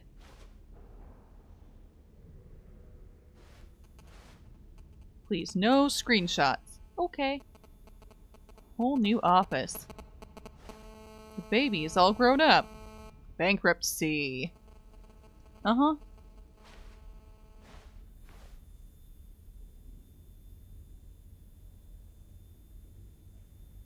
Consistent quality with just the right amount of change. New features, new content, new ideas. Oh boy. New updated, ray traced, more of the same but in a good way sequel to the...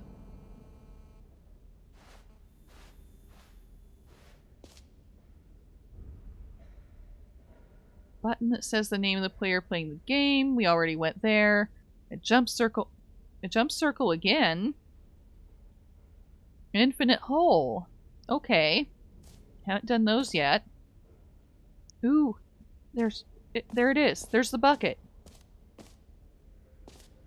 It's that way.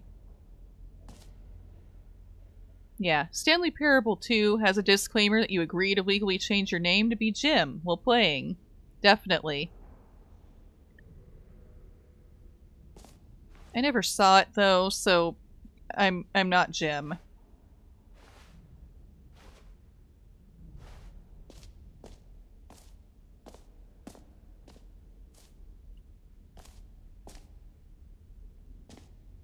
I can still hear sound effects, but I'm kind of stuck, so guess what? That means we're having technical difficulties because I can't see anything changing, and it's not changing, so just a minute, and we'll try to get that to come back.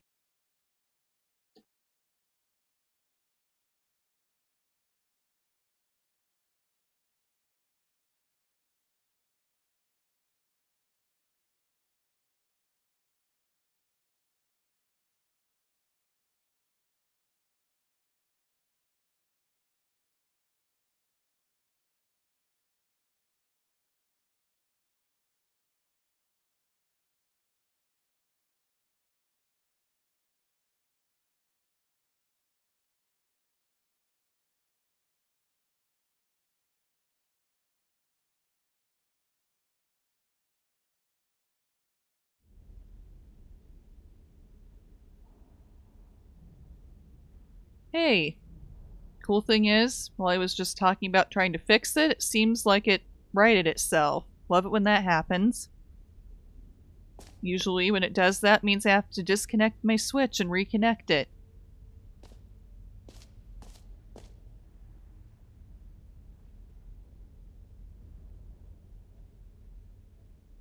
New content.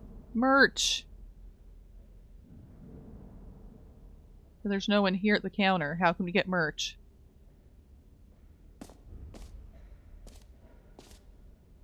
Reassurance bucket, office decorations.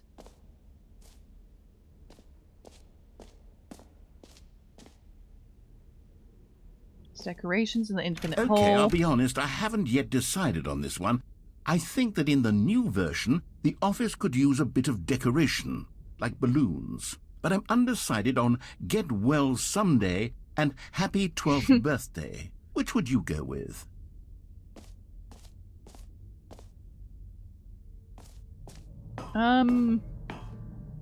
Well. Chat, viewers. What should we do? It's stuck again, but the last time it fixed itself when I wasn't looking.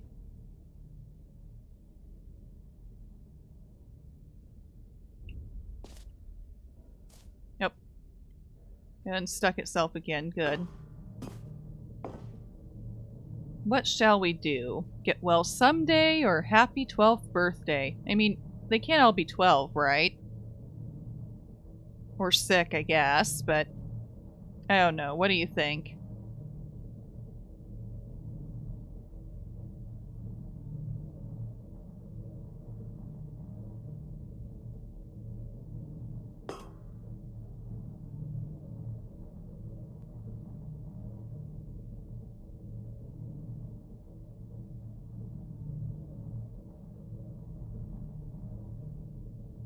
No, no. How about get well someday? You know, sometimes when you solicit another person's opinion, it makes you realize that you knew which one you actually really wanted all along. Happy 12th birthday, step-niece, it is. Well, okay then, cool. Even though there's probably a delay with that last message coming in from the chat, saying I like blue and I pushed the white button. He went against what we said, so blue it was anyway. And now the balloons are on all of the pictures. Or actually, maybe I should have gone with...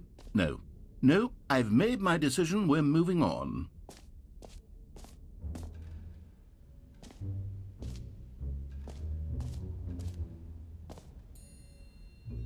The jump circle! You know what, Stanley? I actually think the jump circle was a pretty good idea. I'd like to hang on to that for the sequel. Okay. See, it's a good thing we have jumps, because now we can use it. If we'd used them up the first time, we wouldn't have any for this. Nope. I don't know.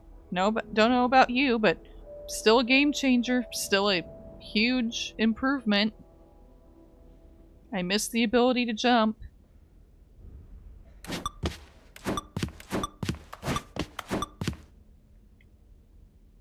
I don't know. I don't think there's another jump circle in the game, but who knows?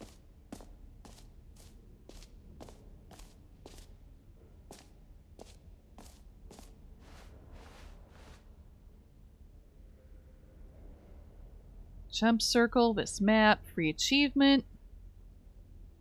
Button, merch, settings, world champion. The bucket. Did the decorations, epilogue, collectibles, the whole.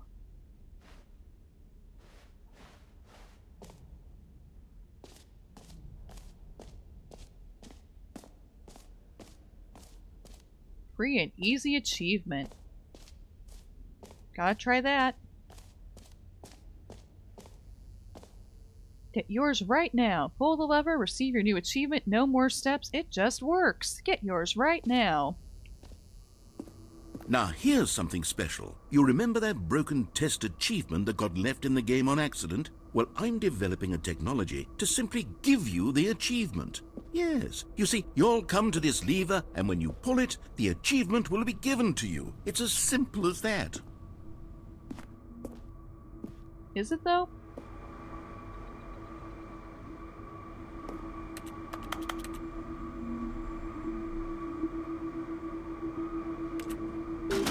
Okay, perhaps I should have clarified. This is technology that will exist. Right now, the achievement is still fully broken. I'm not a wizard, Stanley, but I guarantee it will be fixed in the sequel to at last satisfy the hordes of ravenous fans all over the world who have been uproariously demanding this feature. Gamers, we hear you, and I promise it will happen. Lame. You promised me an achievement. You didn't deliver.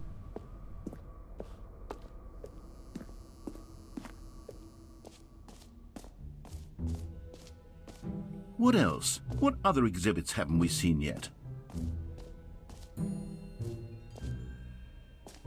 The hole. We've not seen the hole.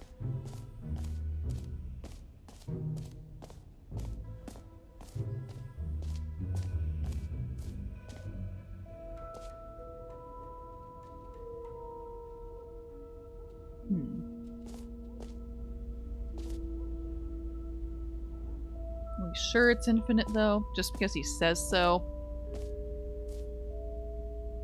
Does it just keep going? I don't know. More whole infinity. Falling. Science. More. More what? Nice instructional chart.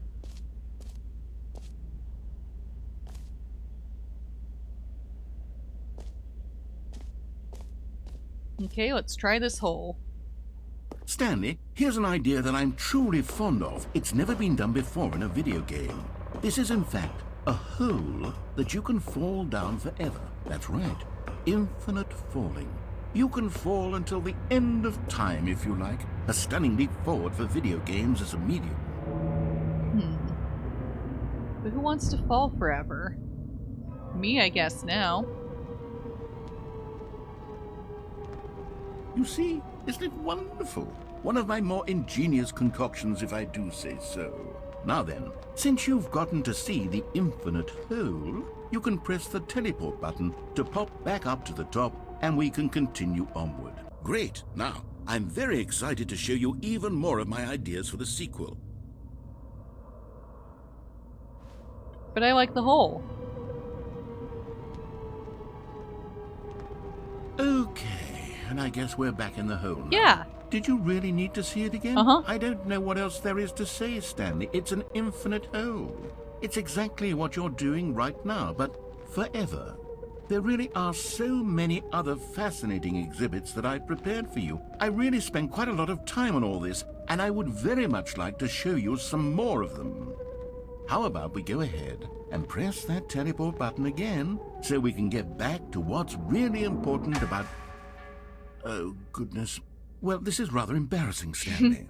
I'll be honest with you. I truly did not believe that anyone would actually stay in the hole long enough to hit the bottom. Yes, I know, I told you the hole was infinite, but come on.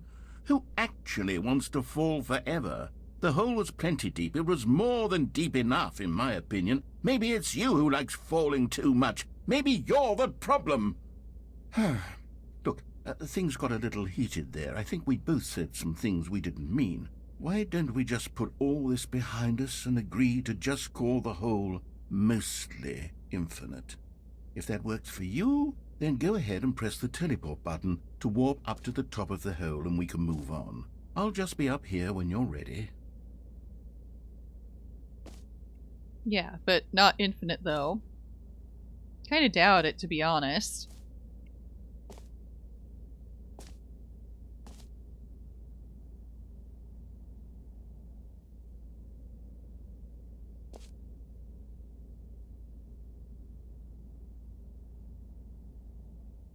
Can't even tell what that says. There's a mug.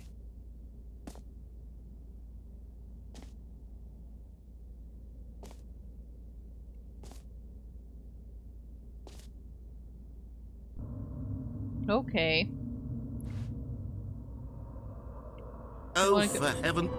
You see, I was right. The problem is you. The problem is that you like holes too much. Not normal. A normal person would have said, yep, that's an infinite hole right there, goes on forever till the end of time. Don't need to see it all, but not you. Oh, no, no, no, no. You have a weird sort of... Oh. Did the hole seem even shorter to you this time? I couldn't help but feel like you spent a little less time in there than you did before. I mean, admittedly, I didn't make an infinite hole, but I didn't think it was that not infinite. Well, I suppose once again there's nothing to do here. If you decide you've had enough of the hole, you can hit the teleport button and come join me up above. Had enough? I'm positively thrilled. I really do have so much more to show you and to talk about, and I've had enough of the hole for a lifetime. Have you? Are you sure about that? Gosh, how could I have guessed? You're back in the hole. If this starts to become a thing where... Wow. Okay. Yes. I'm starting to become extremely certain that the hole is not only not infinite, but that it's growing steadily less and less infinite. I suspect that I'm starting to hit the point where it's no longer feasible to call the hole infinitely deep, even by the lax overall standards for accountability in marketing. What's going on here? Stanley, I have no explanation for the uncertain nature of the hole's length. Here, let's try something. Let's pop back up to the top, and we'll see if it gets any shorter. Well, there it is. The shame of my lie has come to haunt me. Not only is the hole not... How is this still appealing to you? I know you're obsessed with holes, but at this depth, I just can't see this scratching the itch. Oh, who am I to judge? You just do whatever it is you're here to do and hit the teleport button when you're ready to move on. It's still a hole. A tiny hole, but it counts.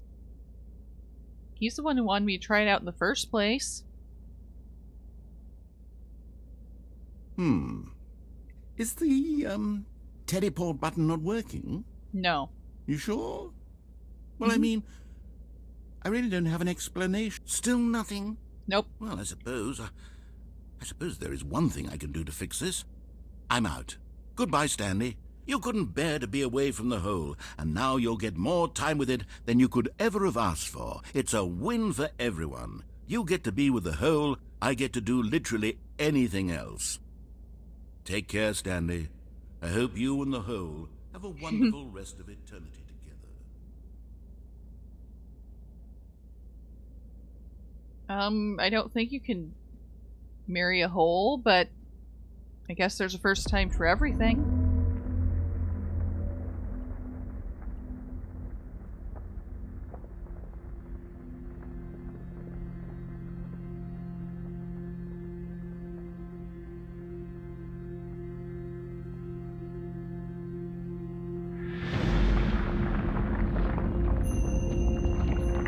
Oh, now it's going down. That's not helping.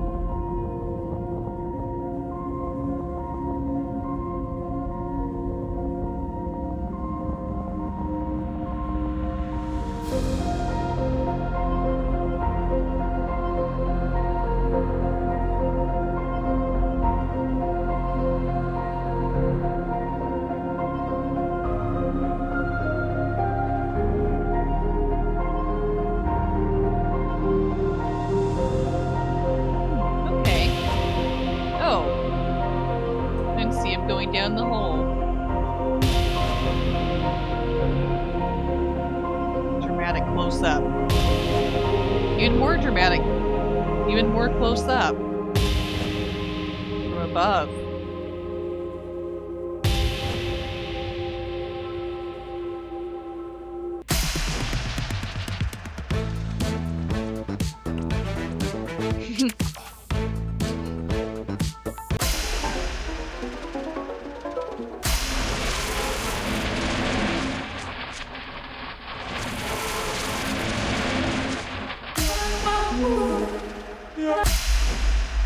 My head's stronger. Now you're no longer.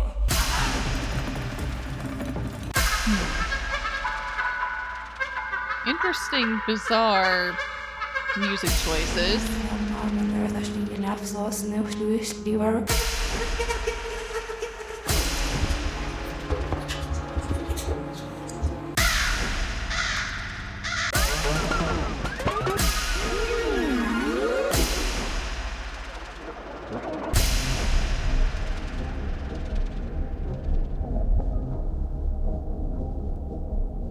Yeah, I think we did find the actually infinite hole. We just need to stay here a bit longer.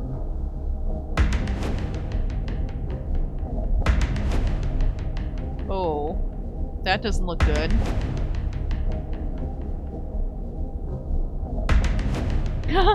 Puppies! I like this reality. It's a nice one.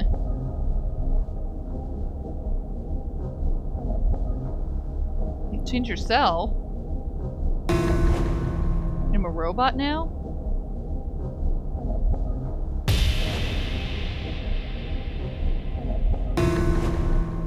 Upside down. Hey, doll?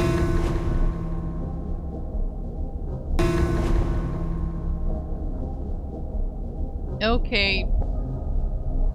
Definitely in an alternate dimension, I think, at this point. Hey, anime Stanley. Stanley? Stanley? Stanley! Yeah? Oh, good, you're awake. It seems you had sort of dozed off there, drifting away into dreamland. But we can't have that, Stanley, because this hole is just so darn fascinating that I want you to be wide awake for every second of it. You don't want to miss a single moment.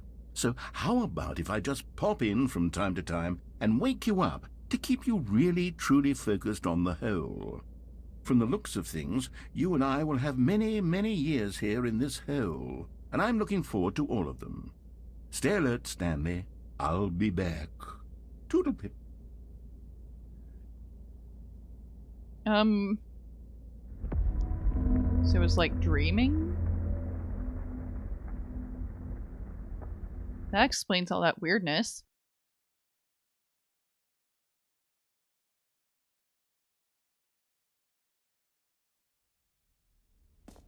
Here we are. Go on, try out some of the new features.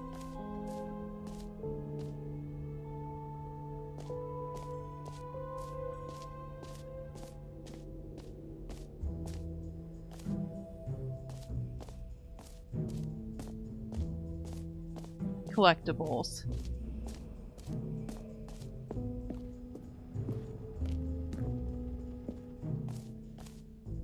Ah, collectibles. Now it's a real video game. In the Stanley Parable 2, you'll run around gathering up these miniature Stanley figurines. And what's truly innovative is that there will be no reward for collecting all of them. I don't want to stifle the intrinsic joy of watching a number go up. You simply collect all of them, and then you move the hell on with your unremarkable life.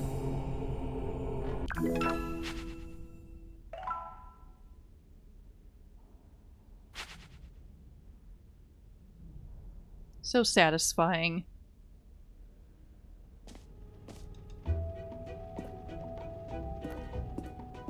God, it really is the worst when you collect everything in a video game and then they give you a big fancy reward for it. Absolutely tragic. How is that a tragedy?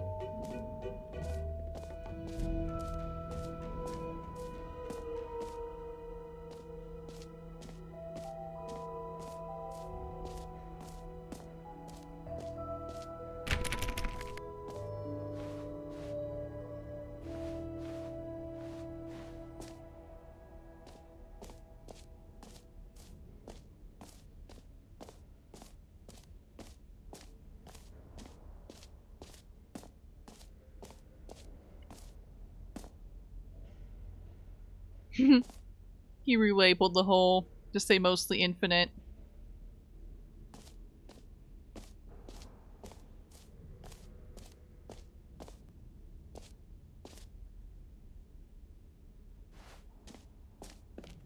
Bucket time. A common complaint of the Stanley Parable was that it was confusing and paradoxical, that it engendered a chaotic sense of reckless despair in those who played it. Well, I am happy to say that after much consideration, I've engineered a clever solution to this fundamental problem with the game. It's the Stanley Parable Reassurance Bucket. You see, Stanley, anytime you're holding the bucket, a sense of calm and ease will fill your mind and your heart. It's true. As long as you hold on to the bucket, the many disorienting contradictions of the Stanley Parable will feel perfectly normal and perhaps even comforting. You may even come to long for the gentle embrace of jarring cognitive dissonance while the bucket is in your arms. And to be honest, it's a much more convenient solution for me than actually redesigning the game to be less uncomfortable. Can you imagine what a pain in the ass that would be? Yes, the bucket is the perfect solution. Come on, give it a try.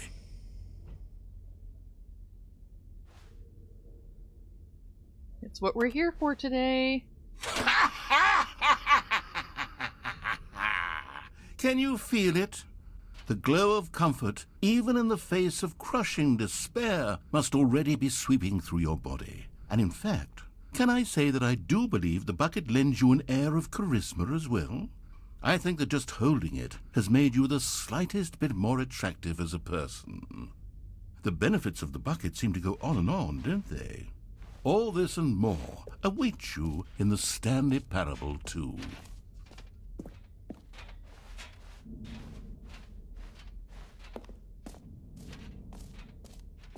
We've got our bucket. Does anyone give out awards for most enjoyable bucket in a video game? That really should be an award if it isn't already. Yes, it should. And this definitely wins. What other games feature a bucket like this?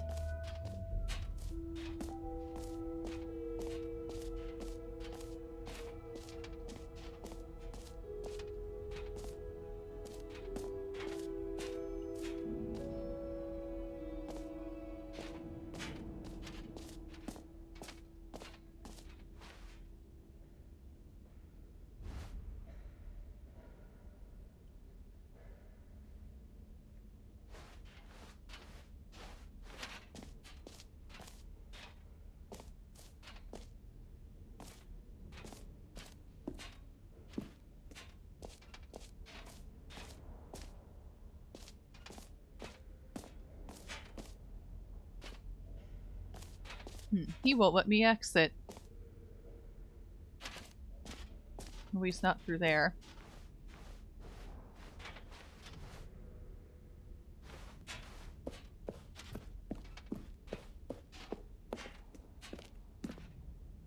All right. Have you seen everything you wanted to? Ready to move on now? Yep.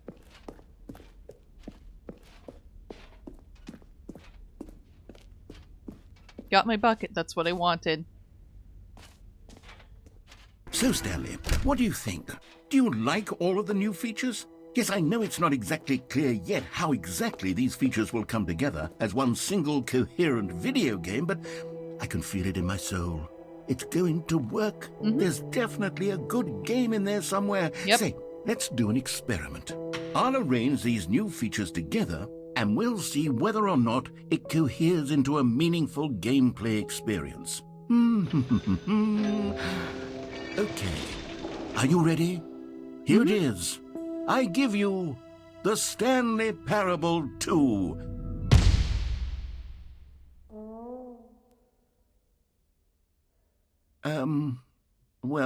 I mean, there's potential here, right? It's sort of... Okay, never mind. Hold on, let me do a different arrangement. Okay, yes, this is much better. I feel good about this. Here we go. Version 2. Who am I kidding, Stanley? This isn't a coherent video game at all. It's a lot of gags. And I do very much enjoy creating gags, but they don't add up to anything. I wanted more than anything to create a sequel that would capture all the magic of the first game. I wanted fans to love it. No matter how good these gags are, they won't stand on their own. They would need the structure and the gameplay of the original. Wait, maybe that's it. I can take the original Stanley Parable and simply, well, insert a few of my new features into it. Tastefully, of course. With respect. With care for the vision and integrity of the original game. Would it possibly work? I suppose it could. But it would need a really, really tremendous title screen. A title screen that says with bold and uncompromising conviction, "This is the Stanley Parable 2. Let me see if I can whip something up. All right, perfect. Go ahead. Take a look. Okay, we have our bucket. Now we can experience some bucket endings. Now it's the Stanley Parable 2.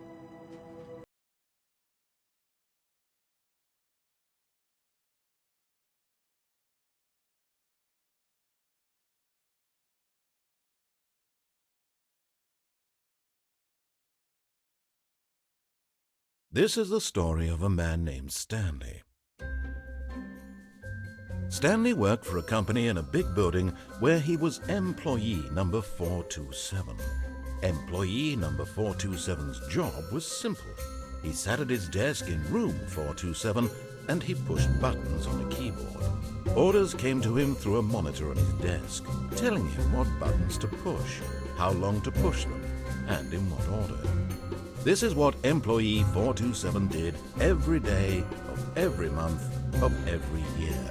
And although others might have considered it soul-rending, Stanley relished every moment that the orders came in, as though he had been made exactly for this job.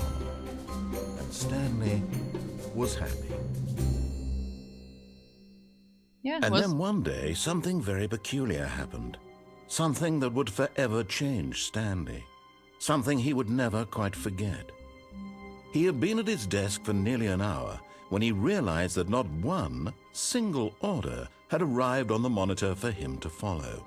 No one had showed up to give him instructions, call a meeting, or even say hi. Never in all his years at the company had this happened, this complete isolation. Something was very clearly wrong. Shocked, frozen solid, Stanley found himself unable to move for the longest time. But as he came to his wits and regained his senses, he got up from his desk and stepped out of his office. All of his co-workers were gone.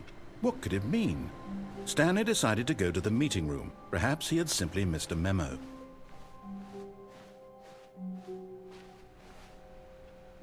Yay, it's our bucket. And yep, that was a pretty tremendous tile screen. Stanley picked up the bucket. Why, yes, he did.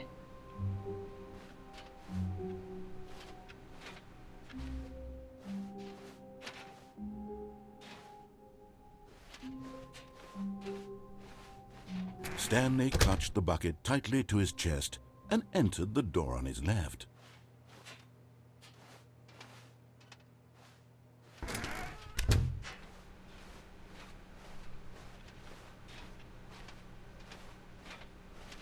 Still no one was here. Stanley needed the bucket's warmth and comfort now more than ever. Perhaps his boss's office was where he'd find answers.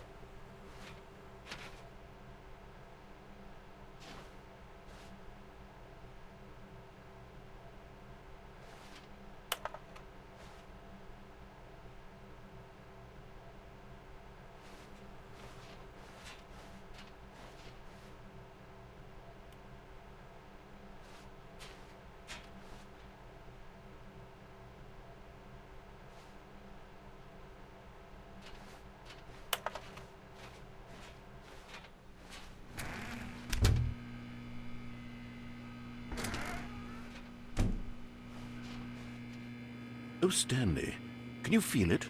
The broom closet. It wants the bucket. You can feel that, can't you?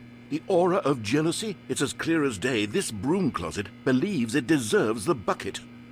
I can really feel it now.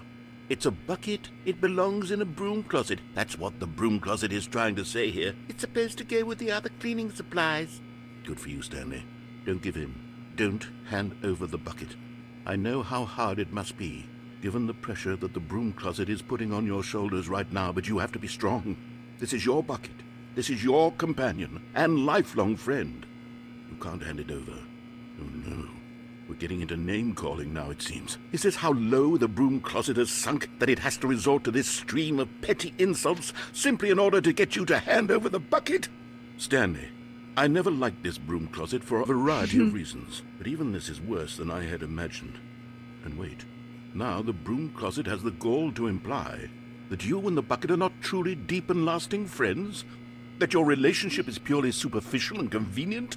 That your life is so banal and meaningless that you'd feel the same sort of kinship towards any inanimate object which happened to lay in your path in an even partially enticing manner? Well, I never. Go on, Stanley. Lay into it. Really tell the broom closet off for its demeaning comments. Expand on the wide variety of experiences you and the bucket have shared together. Go through each of them point by point. Share your journal entries detailing the rich emotional landscape of your feelings for the bucket as they have changed and evolved over the years. Let him have it.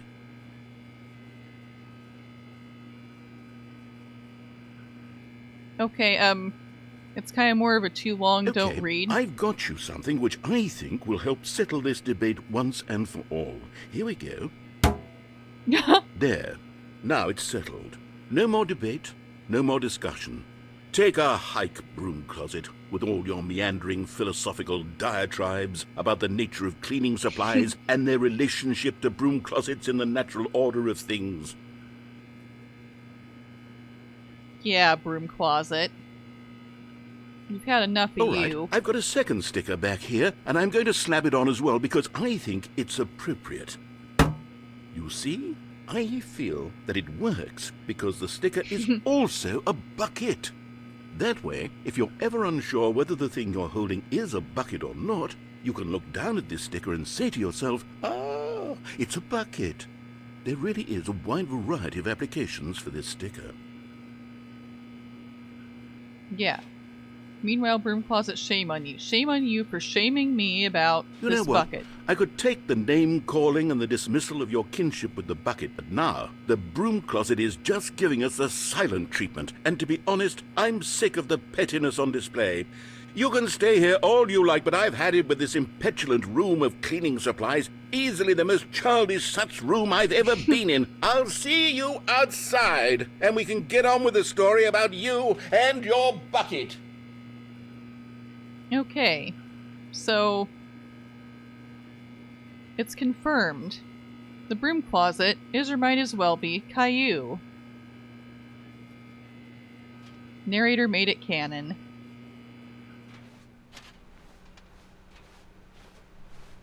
Coming to a staircase, Stanley and the bucket walked upstairs to the boss's office.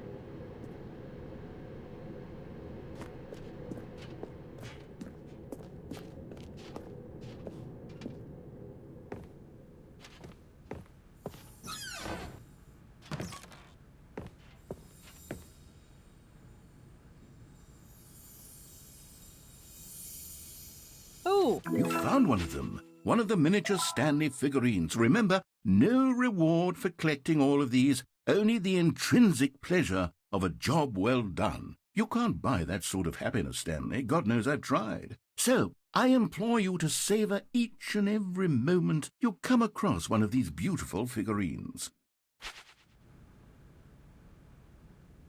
Yeah, no. Don't think it's as bad in the broom closet.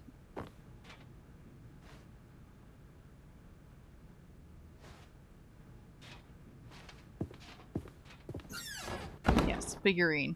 No, only shut the bathroom door behind me. I guess I can't use it again.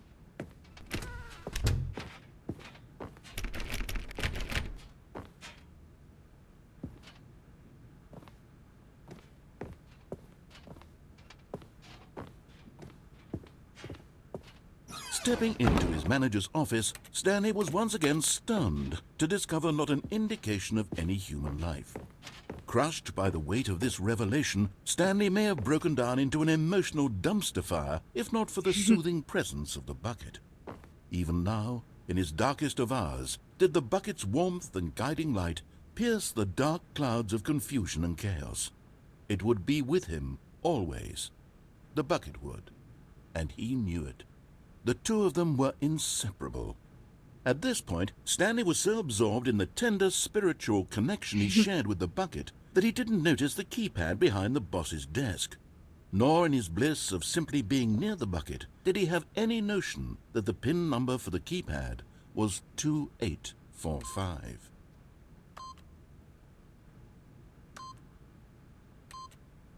But Stanley guessed the correct code by sheer luck. Was it that the bucket knew all along? Was the bucket guiding him? Yes, this is certainly the most logical explanation.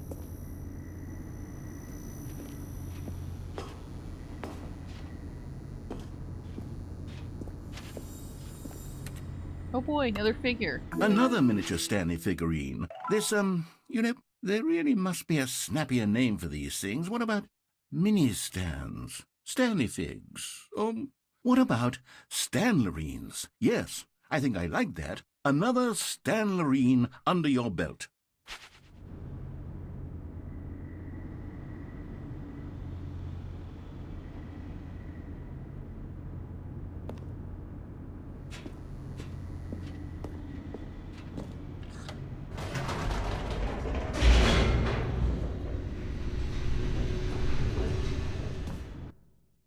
Yes.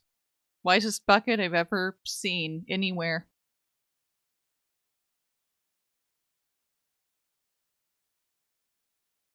The elevator raced downward, plummeting towards an unknown fate. It would be all Stanley could do to keep himself together, if not for the bucket. Soothing him, comforting him, reassuring that in this darkest moment of uncertainty, he would be all right. The bucket is here for you, Stanley. Everything will be fine.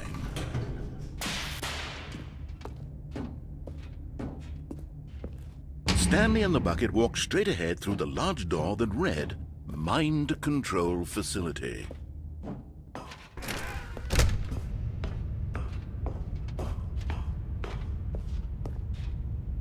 Ooh, what will the bucket guide us to do next? The lights rose on an enormous room packed with television screens. What horrible secret did this place hold? Stanley and the bucket both wondered to themselves.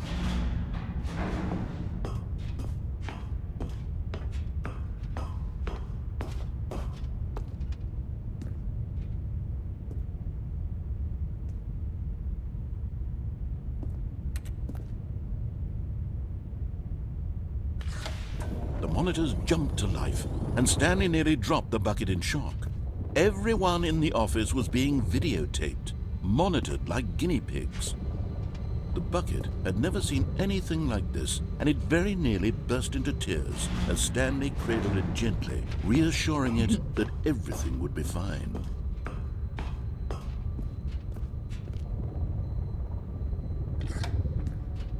Was the bucket under the mind control facility's influence as well? Had the bucket been told to do things it didn't wish to do? What kinds of things does a bucket want to do or not want to do in the first place? These questions raced furiously in Stanley's feeble mind. No! He screamed into the bucket. He couldn't accept it. His own life in someone else's control, never! He squeezed the bucket tighter, his one friend in the entire world. At this point, he could trust no one except for the bucket.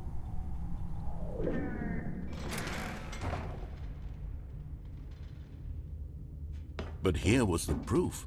The heart of the operation. Controls labeled with emotions, happy or sad or content. Walking, eating, working, all of it monitored and commanded from this very place. And as the cold reality of his past began to sink in, Stanley decided that this machinery would never again exert its terrible power over another human life. For he and the bucket would dismantle the controls for good.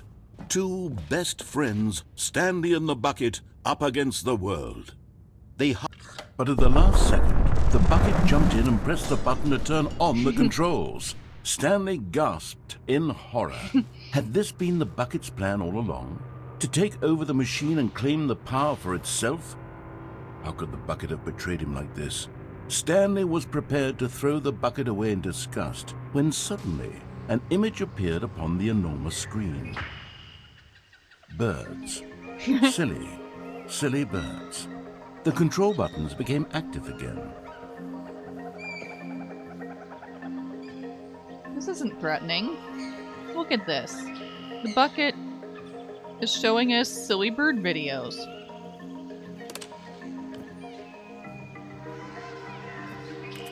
Stanley flipped through one video of silly birds after another, and then it dawned on him. This wasn't a mind control facility at all. It was a facility for monitoring and surveilling silly birds all over the world. The mind controls were only a facade to disguise its true intentions. Had the bucket known this all along? Stanley marveled at the metal genius in his hands, the one who had pointed him towards this incredible discovery.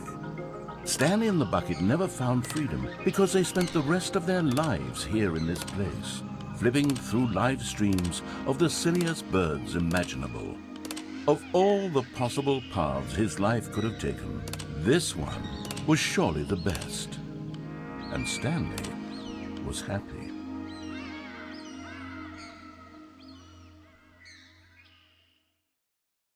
That's not the best path, though. I'm sure the narrator meant Vtuber live stream videos, right? Not birds?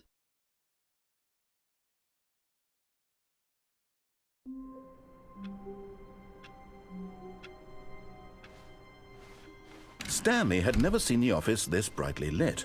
Was it a sign of something? He hoped it was. He hoped very much that it was. Stanley lifted the bucket into his arms, and a wave of comfort rushed over him.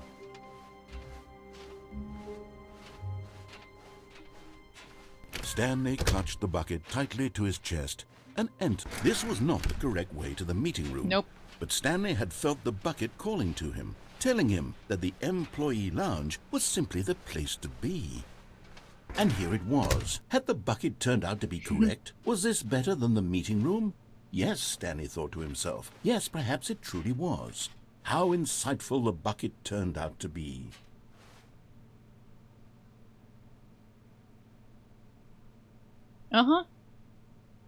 Was unexpected to see the silly bird videos and... Truly, being here with the bucket was a grand adventure.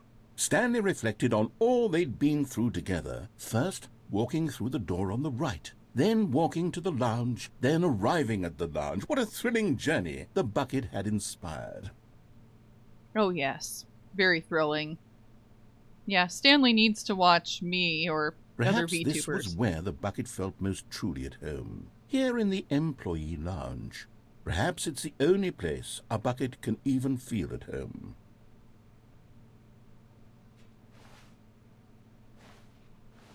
Is he done? Stanley decided to just give the bucket absolutely as much time as it needed to be in the lounge. Clearly, the bucket and the employee lounge shared a special connection.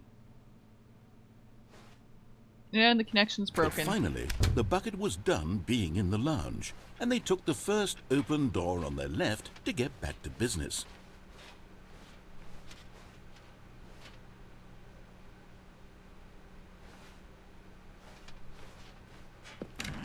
No, said the bucket.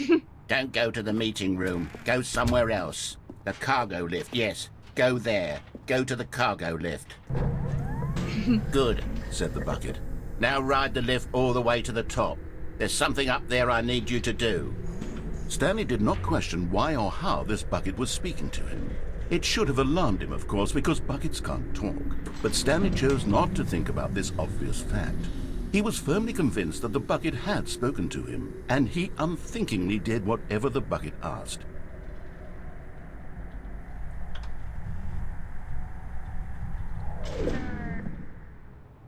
In here, Said the bucket. go into this dark room over here. Stanley once again obeyed blindly. This isn't dark, though.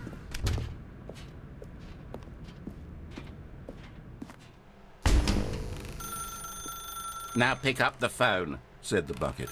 pick up the phone and it will take us back home where we can go about life together.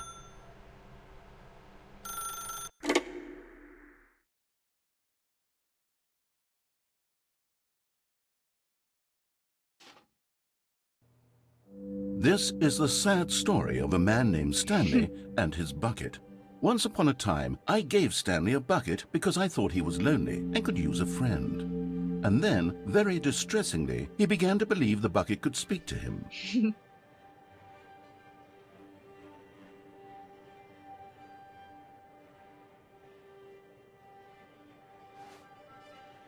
What's wrong with having a bucket as a friend? What is a bucket if not friend-shaped?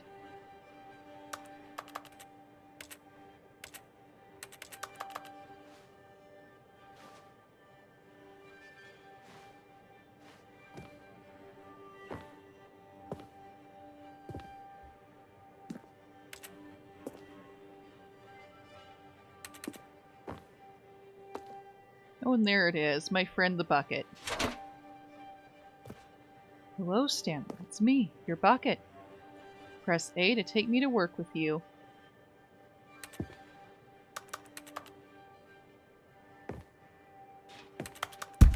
I am. Achievement unlocked. You can't jump. But I was pressing A. Oh. Wants me to push up. The Stanley Parable Reassurance bucket was merely meant to provide the comforting glow of companionship. It doesn't literally talk and give you orders. Whatever Stanley is hearing the bucket say to him is just in his head.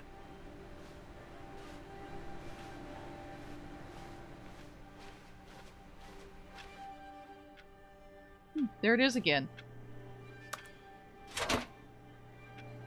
Press down to take me back home with you. Okay. Lately, I've been concerned about him. Wouldn't you be concerned as well? To see him delusional like this, obsessing over an inanimate metal object? I want to say something to him, but I don't know how I can convince him. I don't know if he'll listen to me.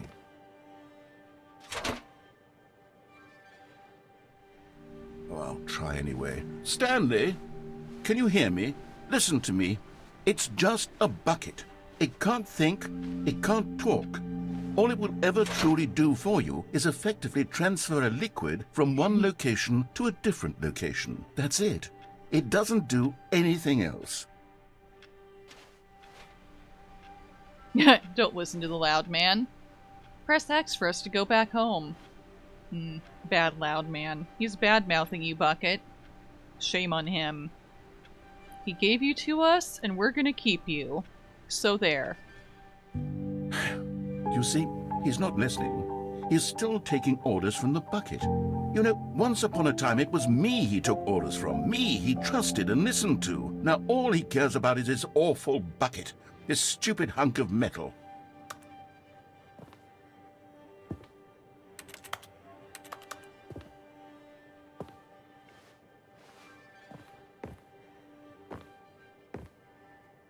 No, Bucket, don't listen to the loud man. He called you stupid. You're not stupid.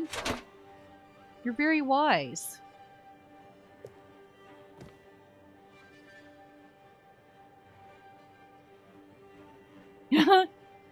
Not true. I can also transport solid objects or even certain kinds of gas. Yeah. Does that make us buckets? I don't know. It's sad, but I suppose he doesn't need me anymore.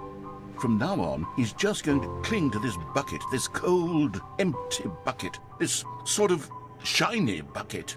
Well, I'll give it this. The bucket does have a nice shine to it. Narrator, what'd you do to our friend the bucket? Oh, it's on our computer. Never mind. You believe I'm real, don't you, Stanley? Press B to go back home. Okay. Yes, I suppose on closer inspection that it doesn't quite look like your average hardware store bucket. It's just a little more, what am I trying to say? Sturdier, more capable of transporting liquid. Like it would be better at moving an amount of water from one room to another.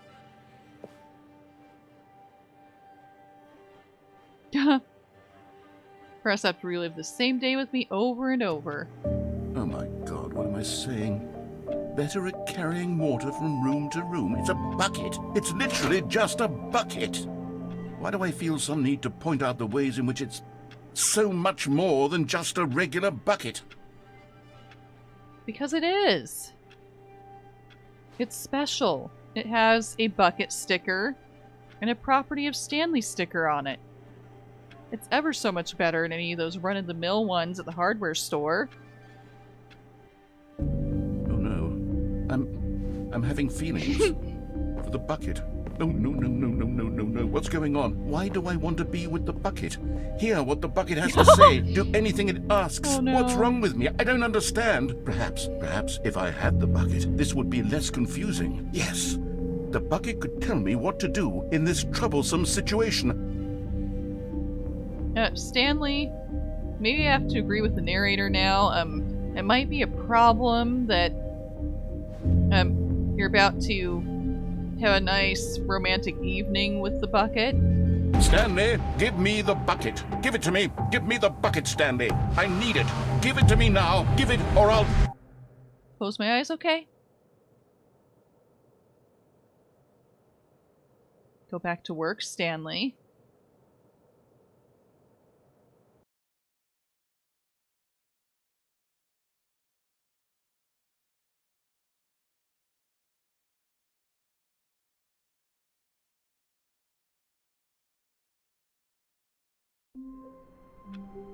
Yeah, I think Stanley was going a bit too far with that one.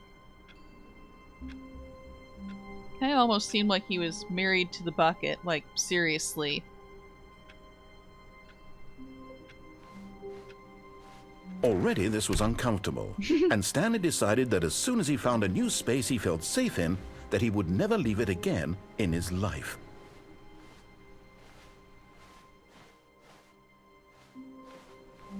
Bucket! The confusion and the chaos all seemed to melt away as Stanley embraced the bucket.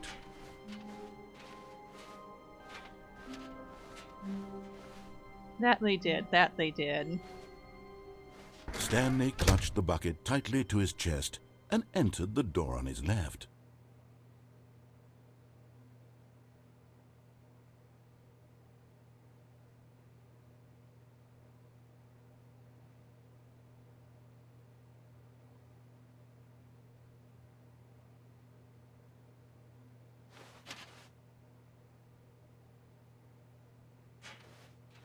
This was not the correct way to the meeting room, but Stanley had felt the bucket calling to him, telling him that the employee lounge was simply the place to be.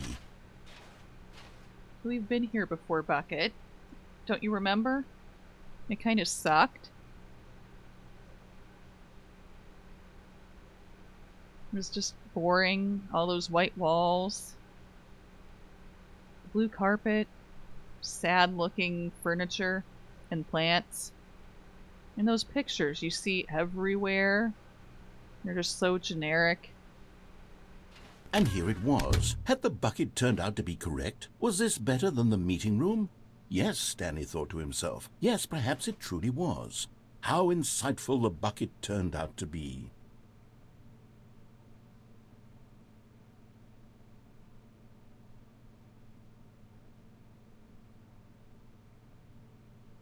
Truly, being here with the bucket was a grand adventure. Stanley reflected on all they'd been through together. First, walking through the door on the right, then walking to the lounge, then arriving at the lounge. What a thrilling journey the bucket had inspired.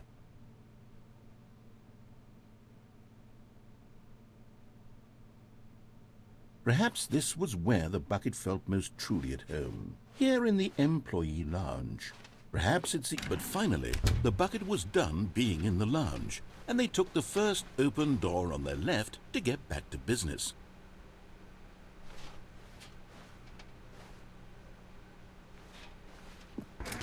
No, said the bucket.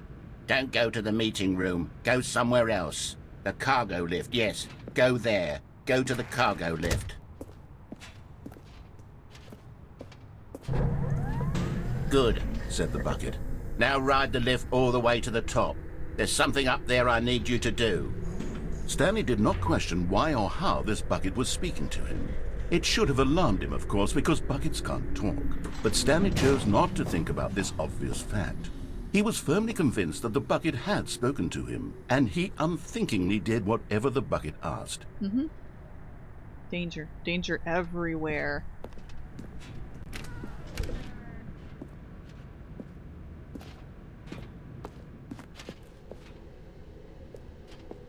No, stop.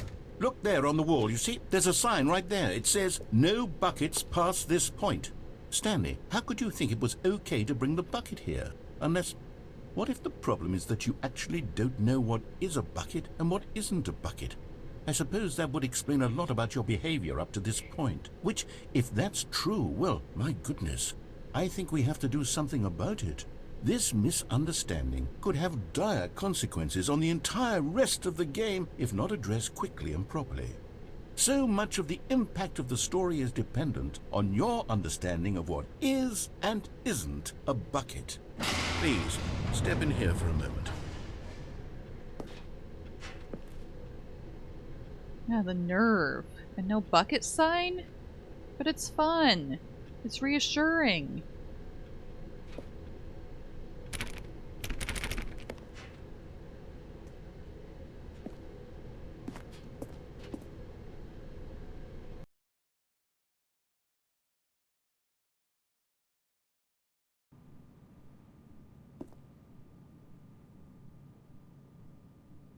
Oh boy. It's the game show on my thumbnail. Now then, I'm going to run you through some test scenarios, and you'll tell me whether or not the thing I'm showing you is a bucket. Simple enough, right? This should tell us everything we'll ever need to know about what is or is not a bucket. Okay, let's begin. Item 1. Is this a bucket? Oh, I don't know. Should be an easy answer, but kind of nervous here. It's like I'm really on a game show. Wants to be a millionaire. Oh, 2 options instead of 4. Yeah, the sticker was supposed to help us out with this problem the whole time. So we know without any doubt that what we're holding is indeed a bucket. And it's ours, or Stanley's anyway. Yeah? Incorrect. What? It is a hologram of a bucket, not an actual bucket. Looked real to me. Item 2. Is this a bucket?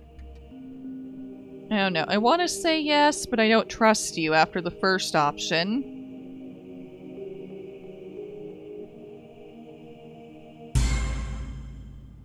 Correct. It is a 3D printed recreation of a bucket, not an actual bucket. Doesn't that mean it's a bucket then, though? Item 3. Is this a bucket?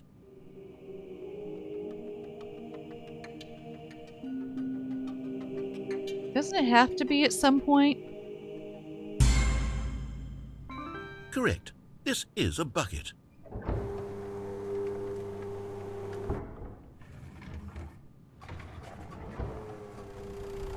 Item 4. Is this a bucket? Absolutely not. Silly loud man. That's a tractor. Correct. This is a tractor and not a bucket. To be honest, I just sort of put this one in here as a gimme, but I was starting to get concerned that even this might be too much for you. Thank you for not making me look like an idiot. Okay, next one.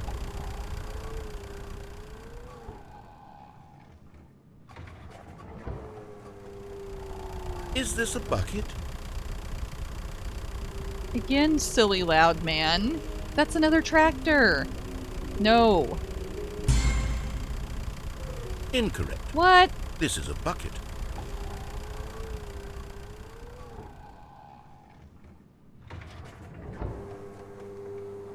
Item 6. Is this a bucket? Narrator? I think your definition of bucket is broken.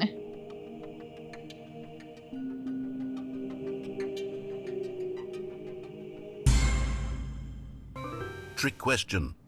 Both. Gotcha. Hmm?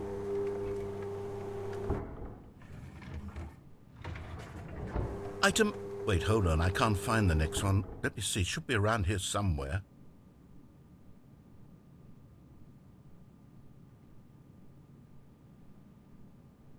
But there's nothing here. What am I evaluating? The narrator's lack of the ability to actually know what a bucket is, even though he's trying to insinuate that it's my problem? I'm the one who can't tell what a bucket is or is not? I think too much of buckets. I do too much with buckets. There's nothing there. Yes. Thank you. There's nothing here. Of course it isn't a bucket. We both know full well that nothing isn't a bucket. Wait, when I say nothing isn't a bucket, that makes it sound like I'm saying everything is a bucket, which of course is not true. Unless... Is that what you think? Answer me straight, Stanley. Are you trying to tell me that you believe everything is a bucket? No. Do you think everything's a bucket, narrator? Anybody watching right now? Do you think everything is a bucket? Nothing is a bucket?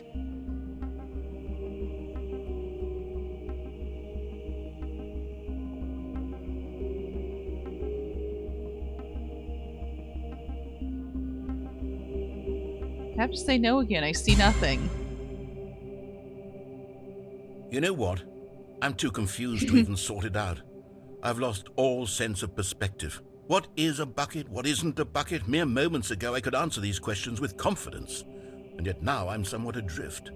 Do any of us know what a bucket is? Am I a bucket? Stanley, I can't keep doing this.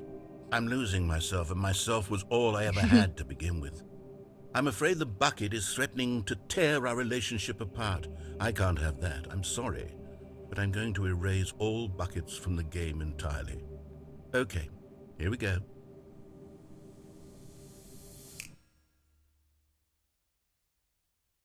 What happened? Is everything gone? Why did everything disappear? Wait, was everything a bucket? Every single thing in the game was a bucket. Oh my God, I had no idea. How could... Except me. I'm not a bucket after all. And you, Stanley, you're still here. You're not a bucket either. Oh, this is wonderful news. We're not buckets. Yes, I actually feel much more at ease right now. It's delightful to get some clarity on that issue, but it doesn't change the fact that we haven't got a game. So, tell you what, I'll reset everything and we'll put back all of the buckets, okay? And we'll know that it's all a bucket. But if you run into anyone else, maybe don't mention that. Who knows what that information might do to a person? All right, here we go.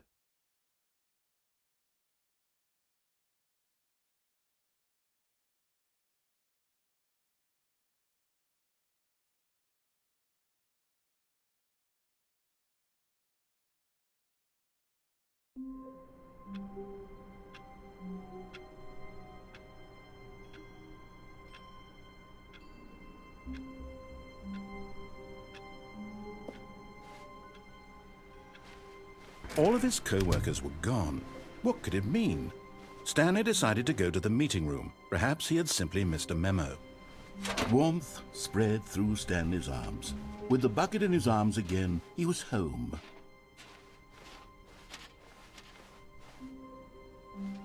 Stanley clutched the bucket tightly to his chest and entered the door on his left.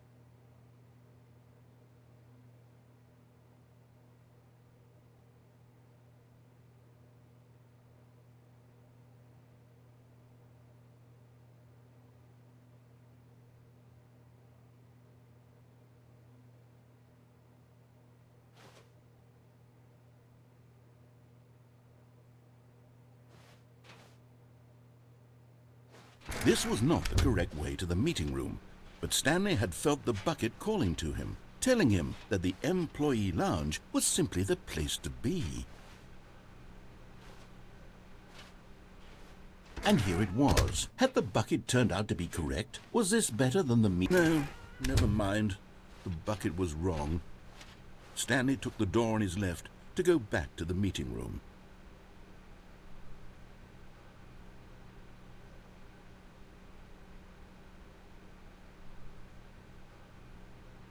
Are we sure he did that, though? Does the bucket really like that idea? Maybe.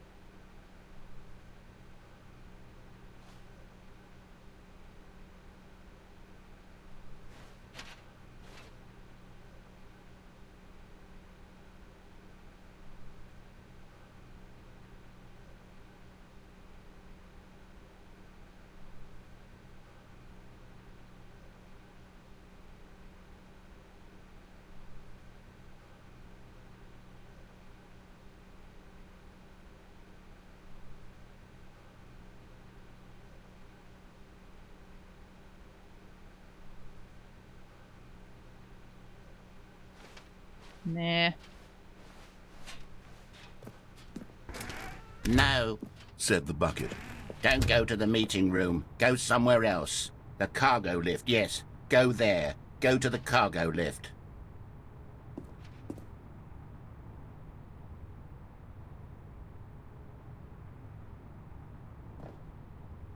This is more fun.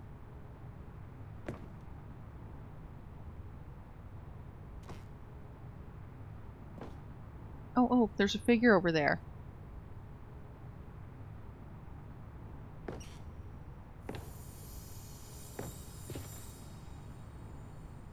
Worth it. Okay, I'm going back to the name of these little Stanley figurines, and now I'm torn between Stanlerines and Figlies. What do you think, Stanley? What name better encapsulates the intrinsic sense of happiness that you get from seeing a small number in the corner of your screen go up by 1? Let me sit on it. I'm sure it will come to me. Yeah, essentialism is back.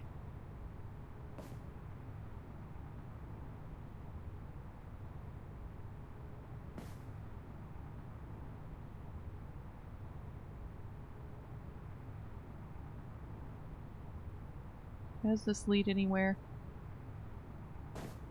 Well, to a figurine, obviously, at first.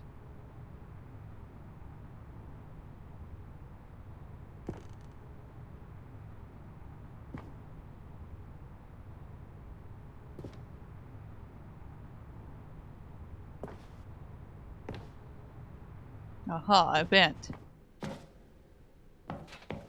Get to explore the vent with our friend the bucket.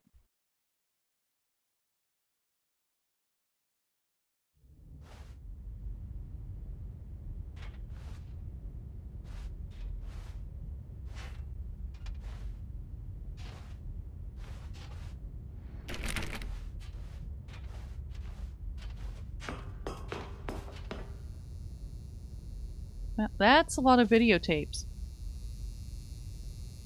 Or cassette tapes, excuse me.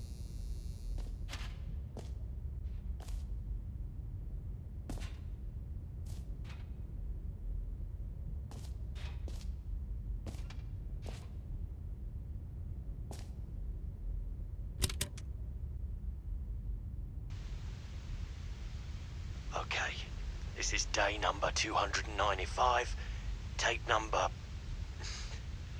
I don't even know. I've lost track.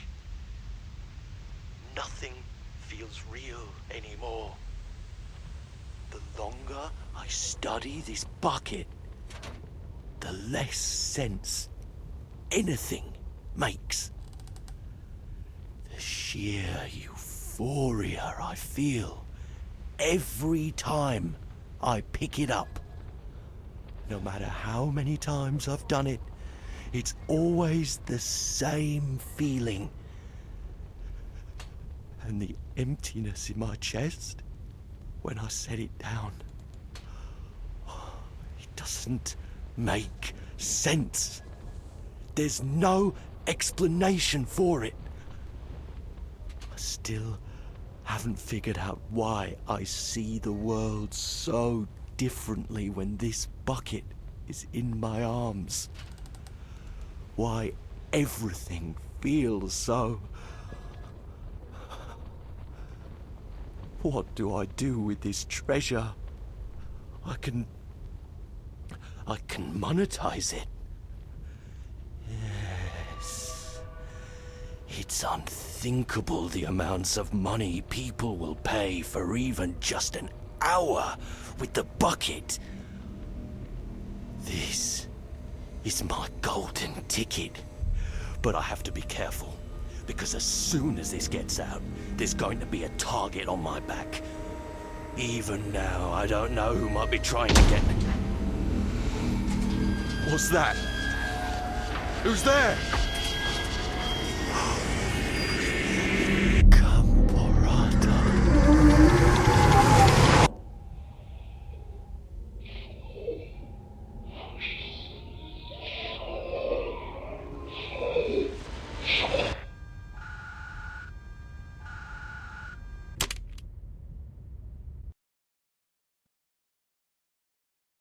Okay, that was unexpected.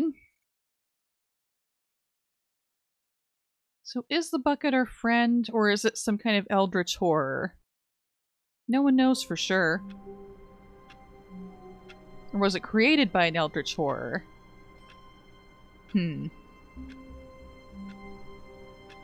Lore. The bucket has lore. All of his co-workers were gone. What could it mean? Stanley decided to go to the meeting room. Perhaps he had simply missed a memo.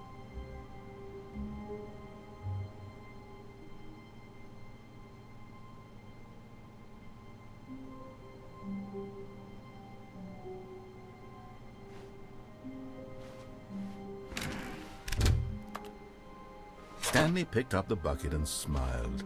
He'd never be alone again, not truly alone, not with the bucket around.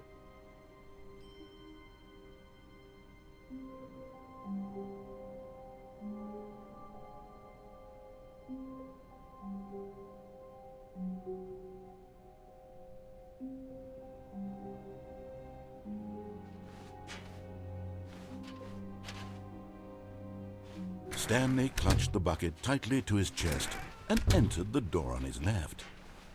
Yeah, he actually did it for once. Give him a gold star.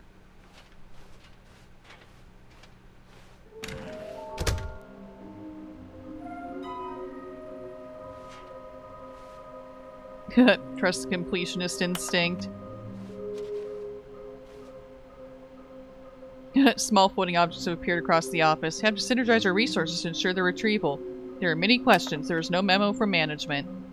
How can you tell you've spotted one? It makes them float in the air. Who took these pictures of them?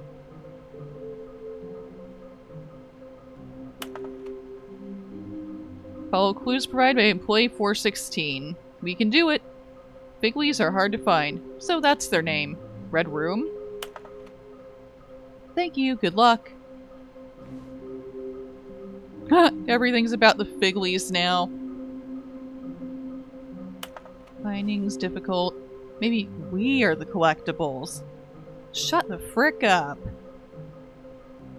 What? Are we collectibles? Are we collectibles? Source of levitation?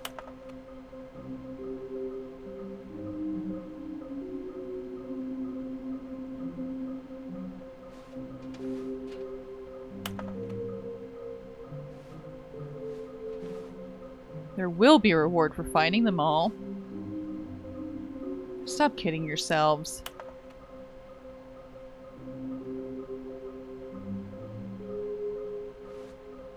I'm having issues reading that.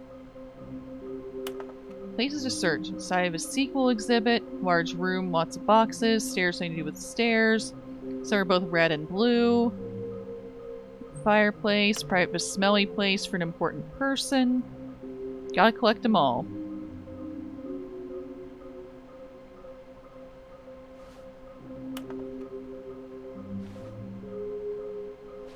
Is this some kind of game? There must be a point to this. Is there? Stairs in red and blue.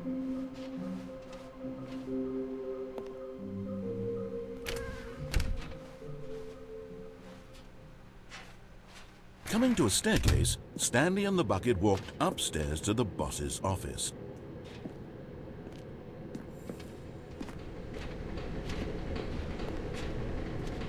Ooh, there's another figure. You're getting close now, Stanley. You've nearly gotten all of the Figler and Marines. Very soon, you'll collect the last one, and then the first number will equal the second number, and that will be it. We'll be different people by then. Different in the sense that we used to have none of them, and now we have them all. You can't go back to when you had no Figler and Marines. None of us can. That's not all of them.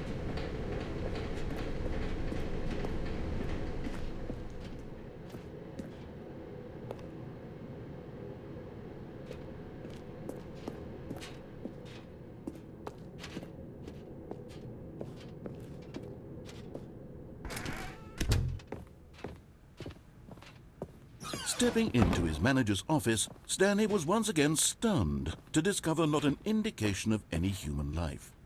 Crushed by the weight of this revelation, Stanley may have broken down into an emotional dumpster fire if not for the soothing presence of the bucket.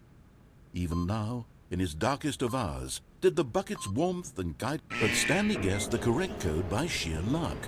Was it that the bucket knew all along? Was the bucket guiding him? Yes. This is certainly the most logical explanation. Yeah, I guess the game did expect me to find that one last for some reason. Seemingly.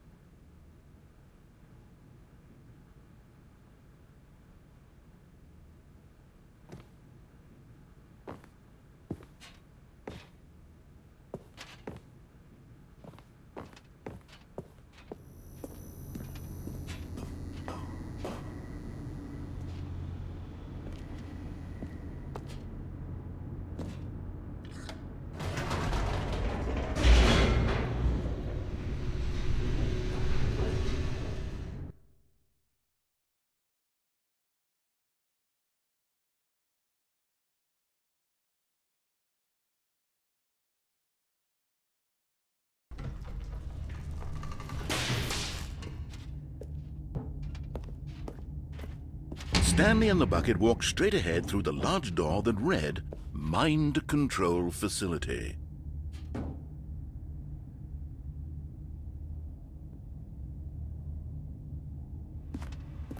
We're escaping together. Although this passageway had the word escape written on it, the truth was that at the end of this hall, Stanley and the bucket would both meet a violent death. Nah. I don't believe anything you say, narrator. The door behind them was not shut. Stanley and the bucket still had every opportunity to turn around and get back on track.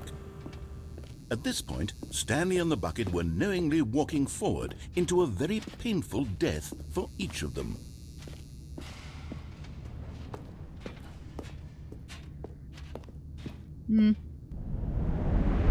Not really.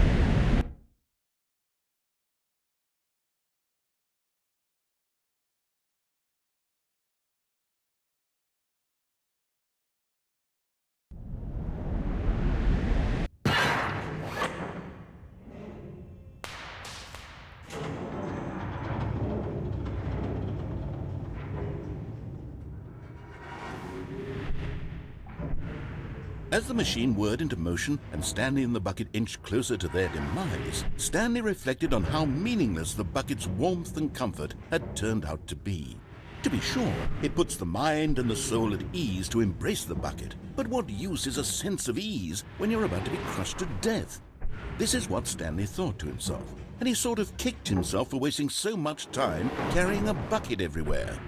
Farewell, Stanley.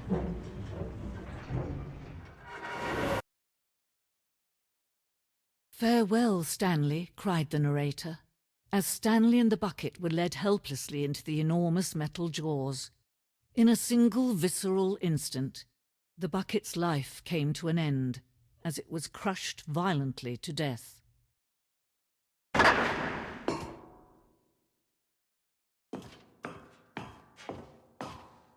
It was a shame, the death of such a magnificent bucket. It's true that all buckets are radiant in their own way, but this one stood above the rest. It was a glorious bucket to behold.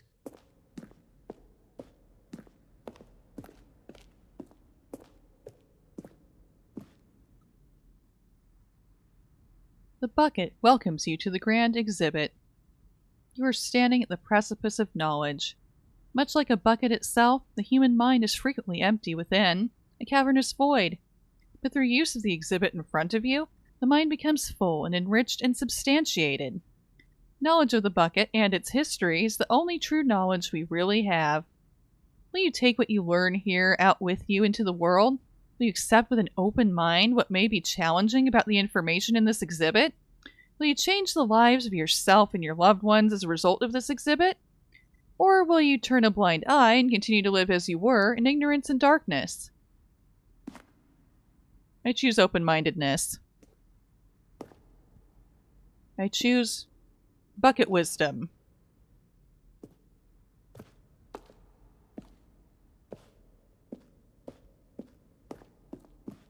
Can you see how arrogant it was for Stanley to take a bucket like this and to claim it for his own? Can you see the hubris that blinded him? Can you see that the bucket is far more noble than Stanley will ever be in his short life?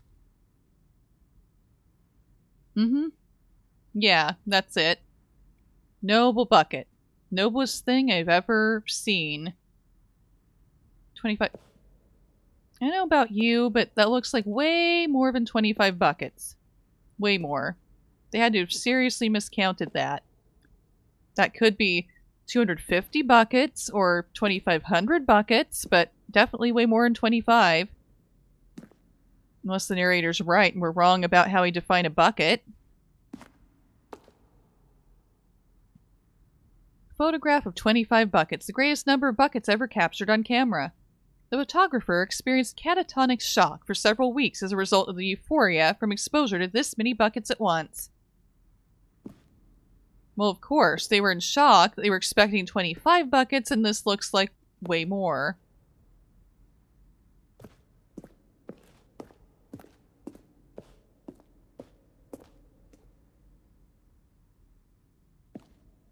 A bucket with two handles. This bucket is depicted as having two handles. Such a design has never been created in real life and been deemed too dangerous and recklessly experimental. Every year, dozens are put to death just for attempting it.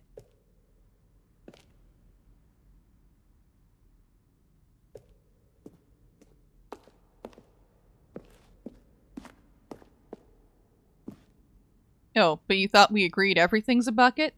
Oh yeah, we did, didn't we? So really, if everything is a bucket, that picture, the tile of that picture back there, it says 25 buckets, is way off the mark. If everything's a bucket. Inferno bucket. Replica of the Inferno bucket, which in the medieval era was so powerfully alluring that it drove dozens of nations to war with one another for control of it. Billions died, and yet in spite of it all, the simple fact remains, no one can control a bucket. No one can control a bucket? Is this true? Are they powerful?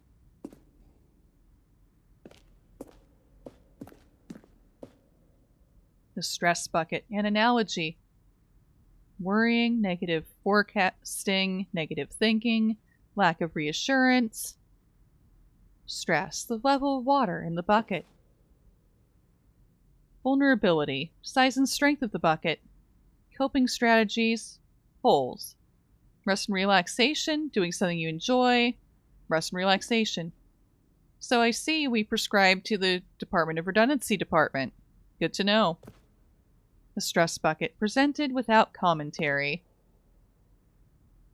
But isn't this commentary even just this line of words? Even now, the narrator's lying.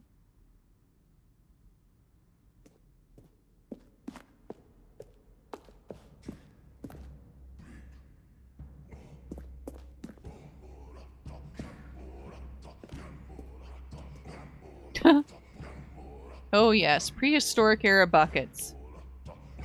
Buckets have been our friends for a long time. Even prehistoric animals used buckets. Yes, definitely.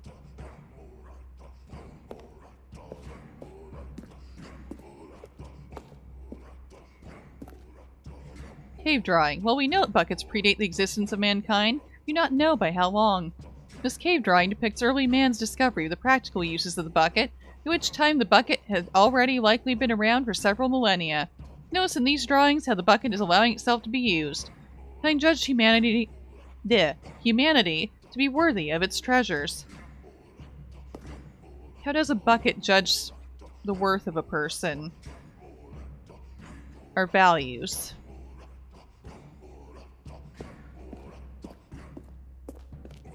No man can own a bucket, and certainly not a bucket as dazzling to behold as this one. It is man who should kneel before the bucket. The bucket is Loki? Because we're supposed to kneel before it? Is that what they're saying? Well, he can shapeshift, so I guess it makes sense.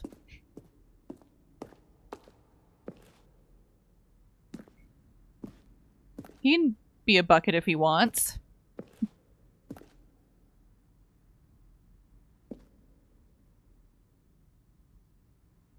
The hanging bucket. This piece symbolizes the necessary relationship between bucket and humanity. However clear our grasp of the bucket may be, there's yet more that is always out of reach. This distance, inevitably, is for our own good. But it's unattainable. It's like the carrot on a stick. Yeah, but we have a sticker. We have a sticker.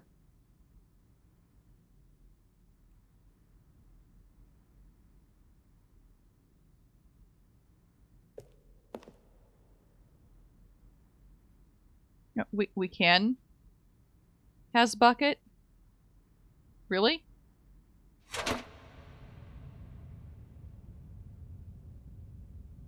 But there is something we can do. Something we can do together, you and I, that will right this terrible wrong. Let Stanley die. Let him be crushed by the machine. Don't reset the game. Don't give him another opportunity to run off with another beautiful bucket.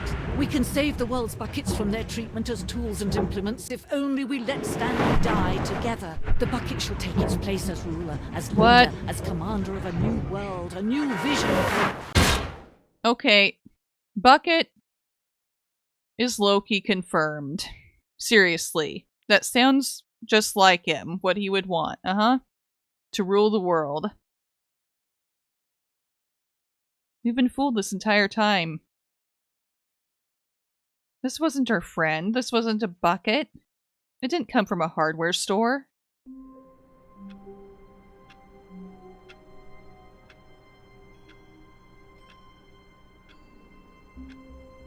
Yeah. Even though I think there are more endings than that change with said bucket. Again, it's been kind of a long time, especially since we had to do some regular stuff first before starting the special stuff. So, kind of feels good to stop there after that bucket museum. And we also did the really fun game show of what is and is not a bucket, only to determine that everything's a bucket. Okay, so, learn important things this stream. Everything's a bucket.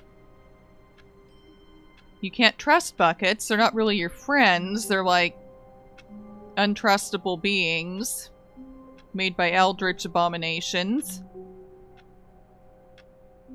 Slapping a sticker on them isn't going to change that.